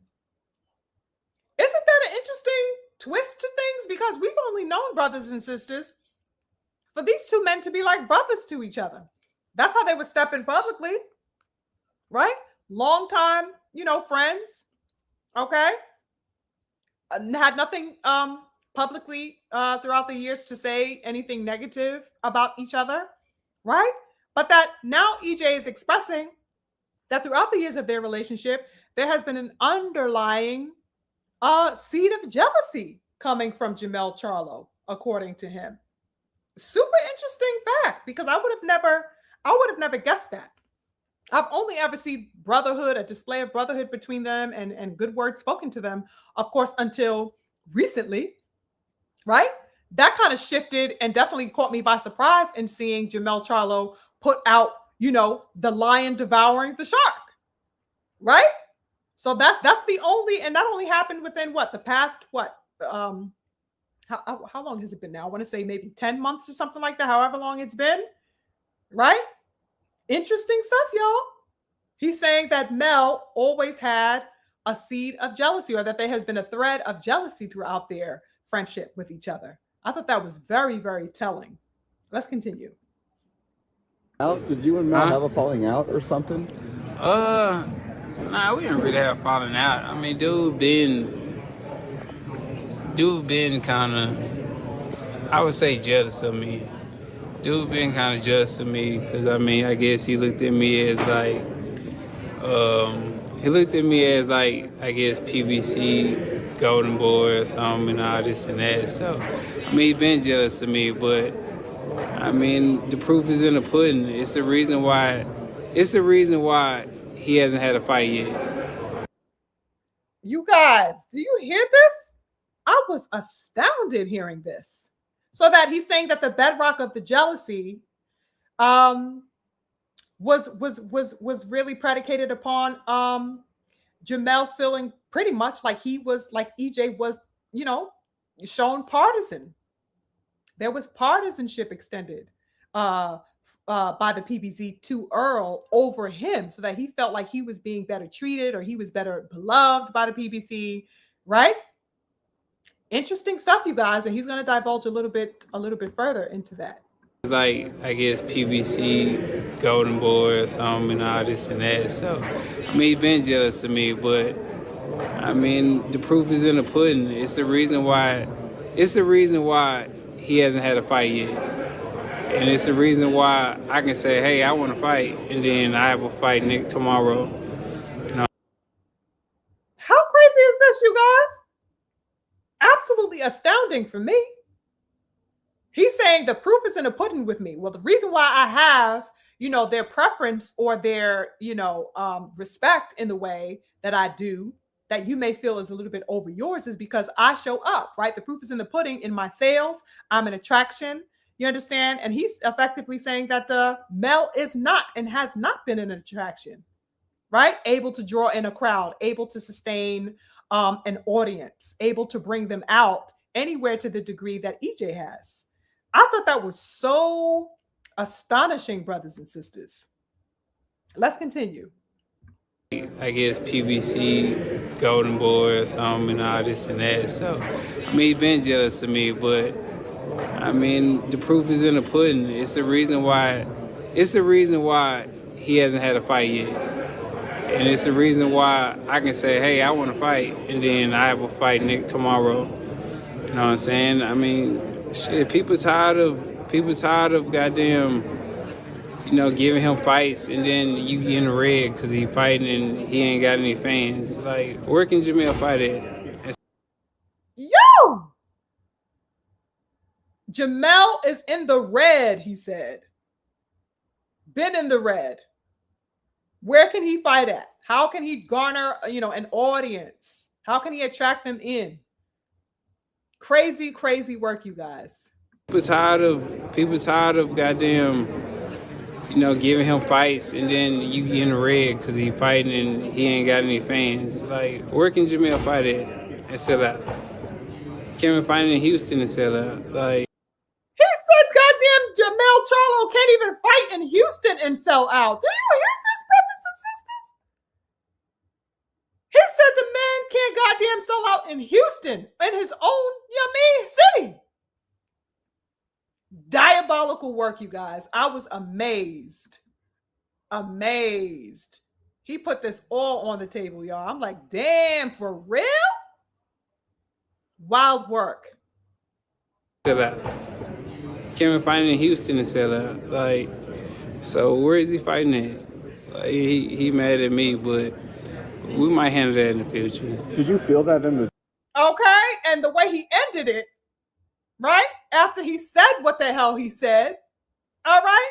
He said, yeah, we'll handle that in the future. Hold on, hold on, hold on. Hold on, right? So that there is the anticipation to, at some point and eventually, meet Mel Charlo to resolve this little quarrel that seems to be going on between them. We'll handle that in the future, he said. So, hey now. That's something that us real ones definitely can keep an eye out for, right? So that EJ essentially is not turning a blind eye to the little call out, cute stuff that Jamel did with the lion eating the shark, and him going on platform after platform saying that he wants EJ and saying that he wants all these other people, but definitely always centralizing EJ's name among the mix, amongst the other fighters and competitors that he wants. This is EJ saying, yeah, nigga, I've been watching you talk that talk. You know what I mean? I've been hearing you throw my name out there, whatever. We'll handle that in the future. So let's go. Talk to me nice. Very interesting stuff, you guys. So where is he fighting at? Like, he mad at me, but we might handle that in the future. Did you feel that in the gym or something? It sounded like. Yeah. I mean, I felt a little bit in the gym, but you know, trying to be solid, man. Most times you can't be solid all the time. You gotta, you know, listen to your intuition and, you know, not mess with people how you mess with people. But, you know, that's just my courage to try to keep it solid, trying to be rich, trying to be thorough. That's crazy. That's crazy, y'all. So basically, he's been saying, you know, he felt it in the gym, you know, throughout the years or whatever, however length of time, but that he felt the energy while they were in the gym together, training together. You know what I'm saying? But that he always tried to maintain like a solid approach. But that he had basically, of course, taken a notice, you know, to the shade, to the little energy that was being transferred between them, or that Mel was extending to him. He had peak game to it, but that he just, you know, kind of remained neutral about it. Interesting stuff, you guys. Very interesting stuff. Oh, I thought this was another cool statement that EJ made concerning the upcoming fight with Tszyu. And it was specifically regarding his ring walk and how he wanted to enter the ring. And I thought it was absolutely wonderful how he highlighted the indigenous community of Australia, who are also referred to as the Aborigines, but I don't really call them that. But they are the indigenous population of Australia. And he says that he wanted to do something to represent them because, as we know, EJ is very, very cultured. He is very what they would call Afrocentric in his perspectives. And of course, he wanted to salute the Black population out there, you know, who are and have been for, you know, I don't know how many centuries, marginalized and outrightly killed off the Aboriginal and indigenous population there. So he said he wanted to do something to commemorate their presence. And I thought that was a wonderful thing for him to highlight here. I might come out to the Aborigines or something in Australia or something. Might look out to them, come out to them. You know, it's a lot of injustice going on in Australia right now, especially with the Aborigines and stuff. You know, they got their own flag and everything. So, you know, might do something with them, come out to their flag and, you know, have a little fun. Coach Ronnie, you've been with. I thought that was super dope because the question the guy asked for the reason why he responded with that was like, oh, who are you going to come out? You're going to bring out Yellow Beezy? You know, what you thinking about your ring walk? You know, of course, they're thinking about something expansive, something showy and, you know, rap, whatever. And he's like, nah, I think I'll probably focus in on the indigenous community of Australia to highlight them and their struggles and all the injustices, you know, and the marginalization that they face as a people out there. I thought that was wonderful moment to bring light to their struggle out there, because the Aboriginal people, a lot of Aboriginal people of those roots out there really, really fuck heavy. They fuck heavily with us over here. You know, the Black American experience in general, the diaspora, like they want that connection. And I've always and have taken a long interest in that community out there, particularly because of their struggle. If you guys are not familiar with their history out there, the indigenous population of Australia, I definitely suggest any conscious brothers and sisters, you know, to go over there and read up on them if you guys aren't familiar with their struggles. I think they only just recently got the right to vote in something like 1997. It's just a whole crazy tumultuous history out there. But yeah, I thought that was wonderful of EJ to highlight that. In this next clip, I liked what Ronnie Shields said here. I just wanted to play this one and I have one last one before we close out. But yeah, this is something from Ronnie Shields where he highlighted, you know, basically what the exchange was like, what he was like anticipating when EJ first stepped to him. And he says that, you know, after it didn't take long at all, you know, after EJ stepped into his gym for him to see and to know and to be confirmed in the fact that EJ was nowhere near washed up as people were talking about. He was nowhere near somebody who had, you know, lost every ounce of his flame or anything like that. He says EJ had way more than I even thought, you know, and I loved how he shared this. Seeing in your training and your moments with him, what have you seen? What does he have left? Well, I'll tell you like this, right? The layoff, I think, done him great. And the first day he came in the gym, I pushed him really hard. And I just wanted to see what he had left. And he had more than I thought he had. I love that. So he's like, when EJ first, he's speaking kind of low. So I'll go over and preface or just paraphrase, what he said. He's like, EJ came into the ring, into the gym or whatever. I wanted to push him really hard when he came into the gym. I pushed him to see of what he was made, pretty much, to see what he still had left. And he's like, EJ had way more than I thought. He had way more than I thought, pretty much. And he had more than I thought he had. It's just, when you listen to people and you hear different things, but I couldn't wait for myself to see what I could do that could help him. So he's like, of course, upon hearing all the speculation, people have been talking or whatever, he wanted to see for himself what EJ had left. He wanted to see it for himself. He didn't want to just go off of, he was aware of what they were saying, but he wanted to see for himself what EJ had. And he was obviously impressed. But I couldn't wait for myself to see what I could do that could help him in this game. So he did everything better than I thought he would do. So I know that we got a fresh fighter here. And you guys are going to see it, straight. I love that. I love that. He's like, he did better. No matter how hard I pushed him, he superseded that. He over accomplished the challenges that I threw out in front of him upon him coming into the gym. And it just proved to me that we have a fresh fighter, like a fighter full of life and full of, you know what I mean? And he's ecstatic to be able to show everybody come fight night. So I'm excited. And I was thrilled to hear that. Tim was talking about this is going to be his last fight in retirement. Do you see this as, for both fighters, the loser is looking at some retirement? I already got my right foot hanging out the door. So the guy, I think that's Shaggy. Shaggy asked him, "Oh, well, Tim Tszyu said that this is he's inching upon his last fights in the sport." He's like, what do you think? Do you think, whoever is the loser is going to be basically, off into the sunset, into retirement? And he's just like, shit, I already got one foot outside the damn door. You feel me? So that was a cute little moment. The last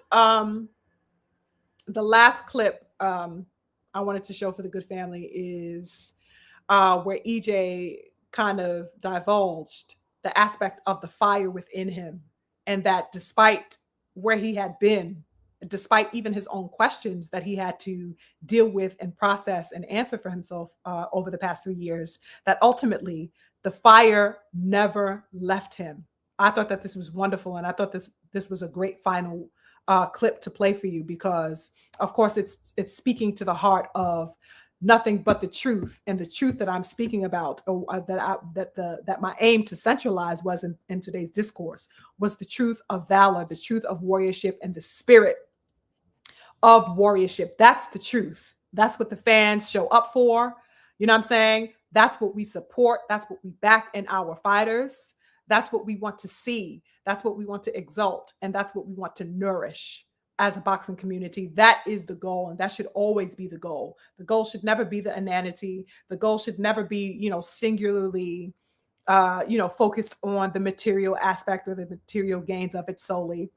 That stuff comes with it, and that stuff is beautiful, right? But that should not be where our focus is. The focus should be the fire. The focus should be the heart and the showing up to display that, and us for the supporters to show up to procure that.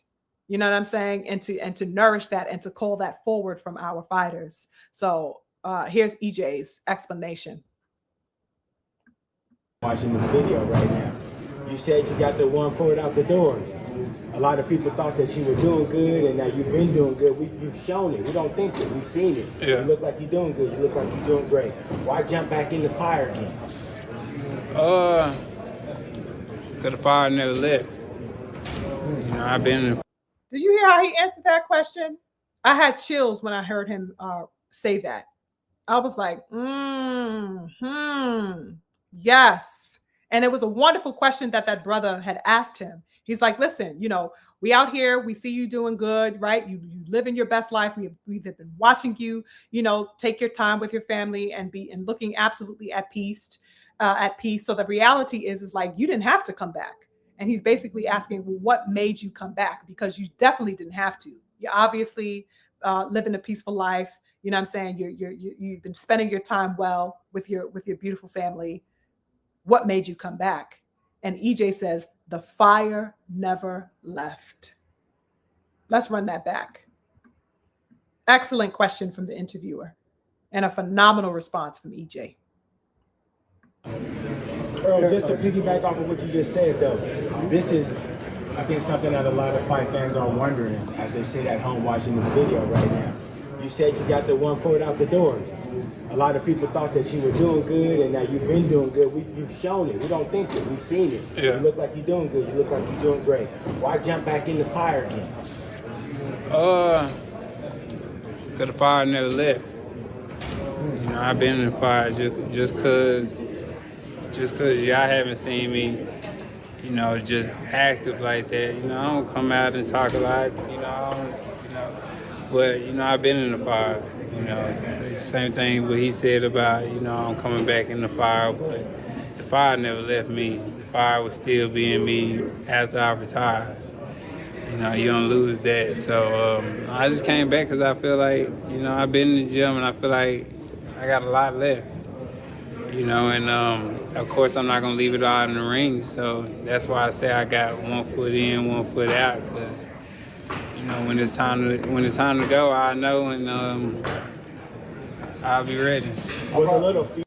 Absolutely wonderful and honest, and just as forthright of a response that you could ask for, right?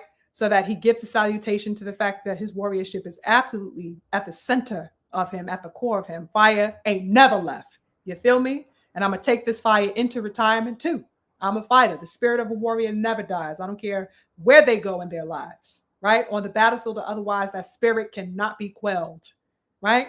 But he is also realistic of the fact that, there will be a time, of course, where he exits. And when he does, it'll be on his term and when he's ready. I thought that was beautifully stated by the King EJ. Let's continue. You added to that fire when the commentary about that nobody in his family has lost in Australia. I saw you kind of light up when they said that. I mean, a little bit, but I mean, yes, that was the first time for everything. So, so the guy's asking basically, just speaking to EJ's excitement about dethroning Tim Tszyu. And kind of obliterating Tim's idea that this is going to be his Costa Tszyu moment against Chavez. And, he's like, yeah, I was excited about that a little bit, ending this nigga's dreams is going to be something, to enjoy, come fight night. It's the first time for everything. Right. So, yeah, interesting stuff. I love the statement about his fire.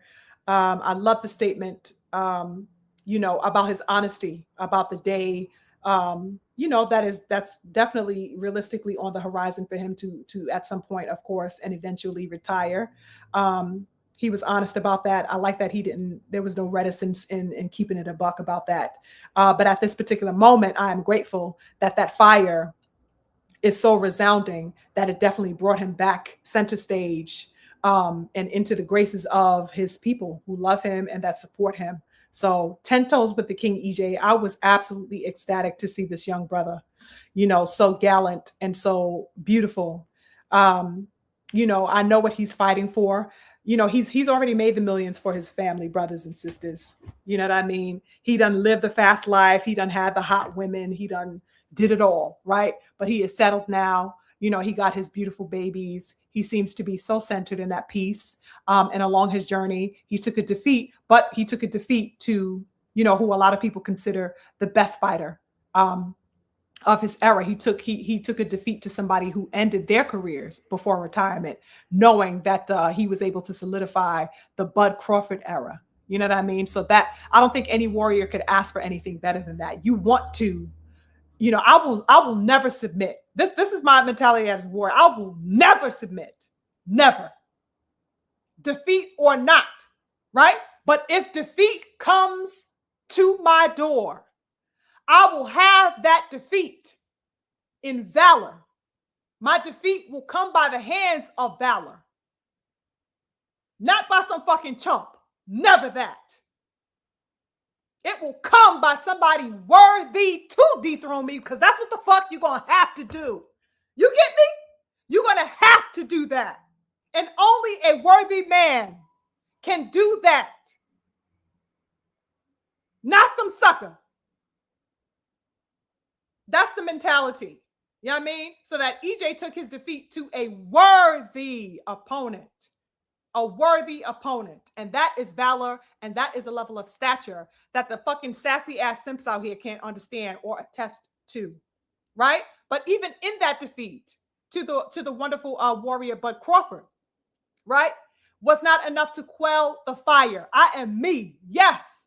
Every real warrior, you know, will encounter whatever it is, setbacks, defeats, whatever form it shows up in. They will have to encounter that, right?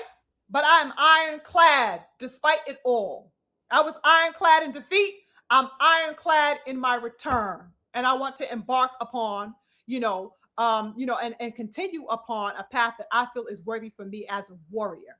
So I can't wait to see what else he comes into, whatever opportunities are on the horizon for him. You know what I'm saying? Whether he wants to continue fighting at his catch weights, whether he wants to go up to 60 to fight for a belt, whether he wants to get it popping, you know what I mean? With the young, warriors down there at 54, sky's the limit for him. Like he said, he definitely earned and reserved the right to move accordingly. And I like that despite his mobility in access to making whatever decisions, I like that he isn't refraining from elite competition. He is not taking the Canelo approach to say, oh, well, I did everything. It's not a diva mentality with Errol Spence. He's not saying, well, I earned my right and I reserve the right to fight nobody because I can just sit pretty and with my pinkies up on the mountaintop. No, he's saying I reserve the right to fight the best. You know what I'm saying? But I have the leisure to move to whatever weight that I may want that to be or whatever have you. You feel? So that's not to say that I will not fight the best. That is the aim, to fight the best names. Like I said, it just happens to be whether they have a belt or not, or if I want to do it at a catch weight or not, right? But the objective remains the same: warriorship and elite expression of the best fighting the best, right? And for as long as we have EJ, I absolutely intend, to enjoy, that expression of ironclad warriorship. That is the truth. That's the truth and nothing but the truth. And it's a truth that we should demand from all of our warriors, right? So salute to the real ones out here really doing it big. Shout out to the beautiful King EJ. Shout out to the young lion Benavidez. Shout out to Tszyu, right? Because this is a level of warriorship and this is a level of a challenge that he is taking on. Yes, albeit EJ is an EJ that's going to be 3 years out of the ring, but this is EJ nonetheless, ladies and gentlemen. You know what I'm saying? And Tszyu is up for that challenge. So shout out to him. Shout out to all the real boxers out here standing 10 toes, with that spirit of warriorship that we love and admire and respect. Let me check in with the good family before we check out of here. The pugilist, salute to you. He says, I believe it. Them Charlos act like divas. They have no real fans. Damn. So you believe the discord, right? And the little shady energy that he was extending. I mean, I won't put it past. Mel seems to be very high strung. You know what I mean? But I can't front. It was definitely surprising for me to hear those words expressed about a level of latent jealousy underneath the surface. I wouldn't have guessed that until I didn't perceive that until I saw, until I saw the poster, the official call out that Mel made of EJ, right? Because it was not EJ that called out Mel Charlo, right? Mel Charlo is the one that publicized the lion devouring the shark. In addition to him calling out everybody else, he put EJ on notice. So that in that display, I'm like, oh, they beefing? Or what's going on? Like, that's what kind of alluded that there was a little bit of energy there between them. Interesting stuff. Salute to the Queen Mama Love. She says, now, Mike, you know they're just fronting. This was what? This was a butthurt moment for them. They never wanted to see his return, nor did Bud. Oh, you talking to Mike Ray? Child, I'm all in your business. Sorry. Salute to the King Ja Champ in the building. I see you. The great Mike says, only Bud fans think EJ is washed or done. It props up Bud more if that was true. Yeah, and that's been one of the most annoying things over the past 3 years, great Mike, as you know, right? Because we have had exchanges about that, with each other. And of course, throughout the various, the platforms that we go on, that have covered this whole thing over the past 3 years. Like, Bud fans really have been like diabolical out here. You know what I'm saying? They went to the lengths of discrediting EJ, to say that he's a nobody, to say that he is not a great, to say that he is, a fighter, of one dimensionality. It's just been outrageous. You know what I'm saying? It's all been an effort to prop up Bud Crawford beyond where he needed to be propped up. You don't need to prop him up beyond where he was, because he achieved the objective. He beat the man. He beat the guy. You know what I mean? So that we don't need to throw rocks at EJ in order to uphold or pedestalize Bud in any particular way, because he went out there and showed the valor enough to get his victory over him. That's enough. We don't need to add motherfucking seasoning to the story, nigga. Shit is already seasoned. You know what I mean? Interesting stuff with these Bud fans over the past few years, great Mike, that we have had to deal with and that we have been so annoyed with. You know what I'm saying? Beautiful King BF done spoke to countless and myriad levels of Bud buddies over the years since that particular fight. And child, the things we had to sit through. And I see a lot of them, coming up. Of course, every time EJ shows his face, we see some of those salty ass, that's particular sect of the Bud buddies who are salty about anything EJ does. I've seen them kind of rising up to the surface, making their little snide remarks here and there, throwing their little interjections into whatever have you. But like Beautiful King says, they're the worst losers on the planet. Bud fans and Bud Crawford himself is the worst loser on the planet. And the Bud buddies, not the real diehard ones, the real ones, but the Bud buddies are the most saltiest, sore losers of a fan base that you could find. Crazy, crazy, crazy work. Crazy work. Beautiful Queen Mama Love says, think about it. Similar to Devin's performance and Shakur secretly loathing him. Yes. Yes, Queen Mama Love. That is the same energy there. Yep. That is the same energy there that we could do the comparison with. The so-called friendship of E.T. Stevenson and Young King. Mm-hmm. Yep. Same type of, latent jealousy that was underlining that relationship. Crazy stuff how that works, right? Crazy, crazy stuff, you guys.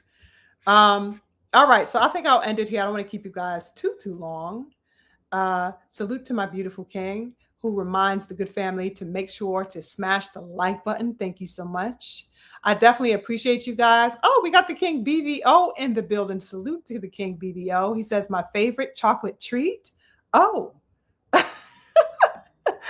okay. Salute to you, King BBO, right? Blessings to you. Salute to the village brother also in the building. I see you. Oh, what does the great Mike say? Great Mike says, now they're saying EJ is back because Bud retired. Oh, I did see something like that. Yeah, I came across something like that on my timeline. Or was it underneath one of the videos? I think it was underneath, actually in the comments of one of these videos here. I saw the comment section and I came across somebody who had posited that. I'm like, oh, what you mean now he's back because Bud retired? I mean, these fans are just diabolical. Oh yeah, he make his comeback. Oh, how convenient when Bud retires. Ain't nobody fucking you forgetting that this nigga was calling for your king's head. Your king ran from the opportunity.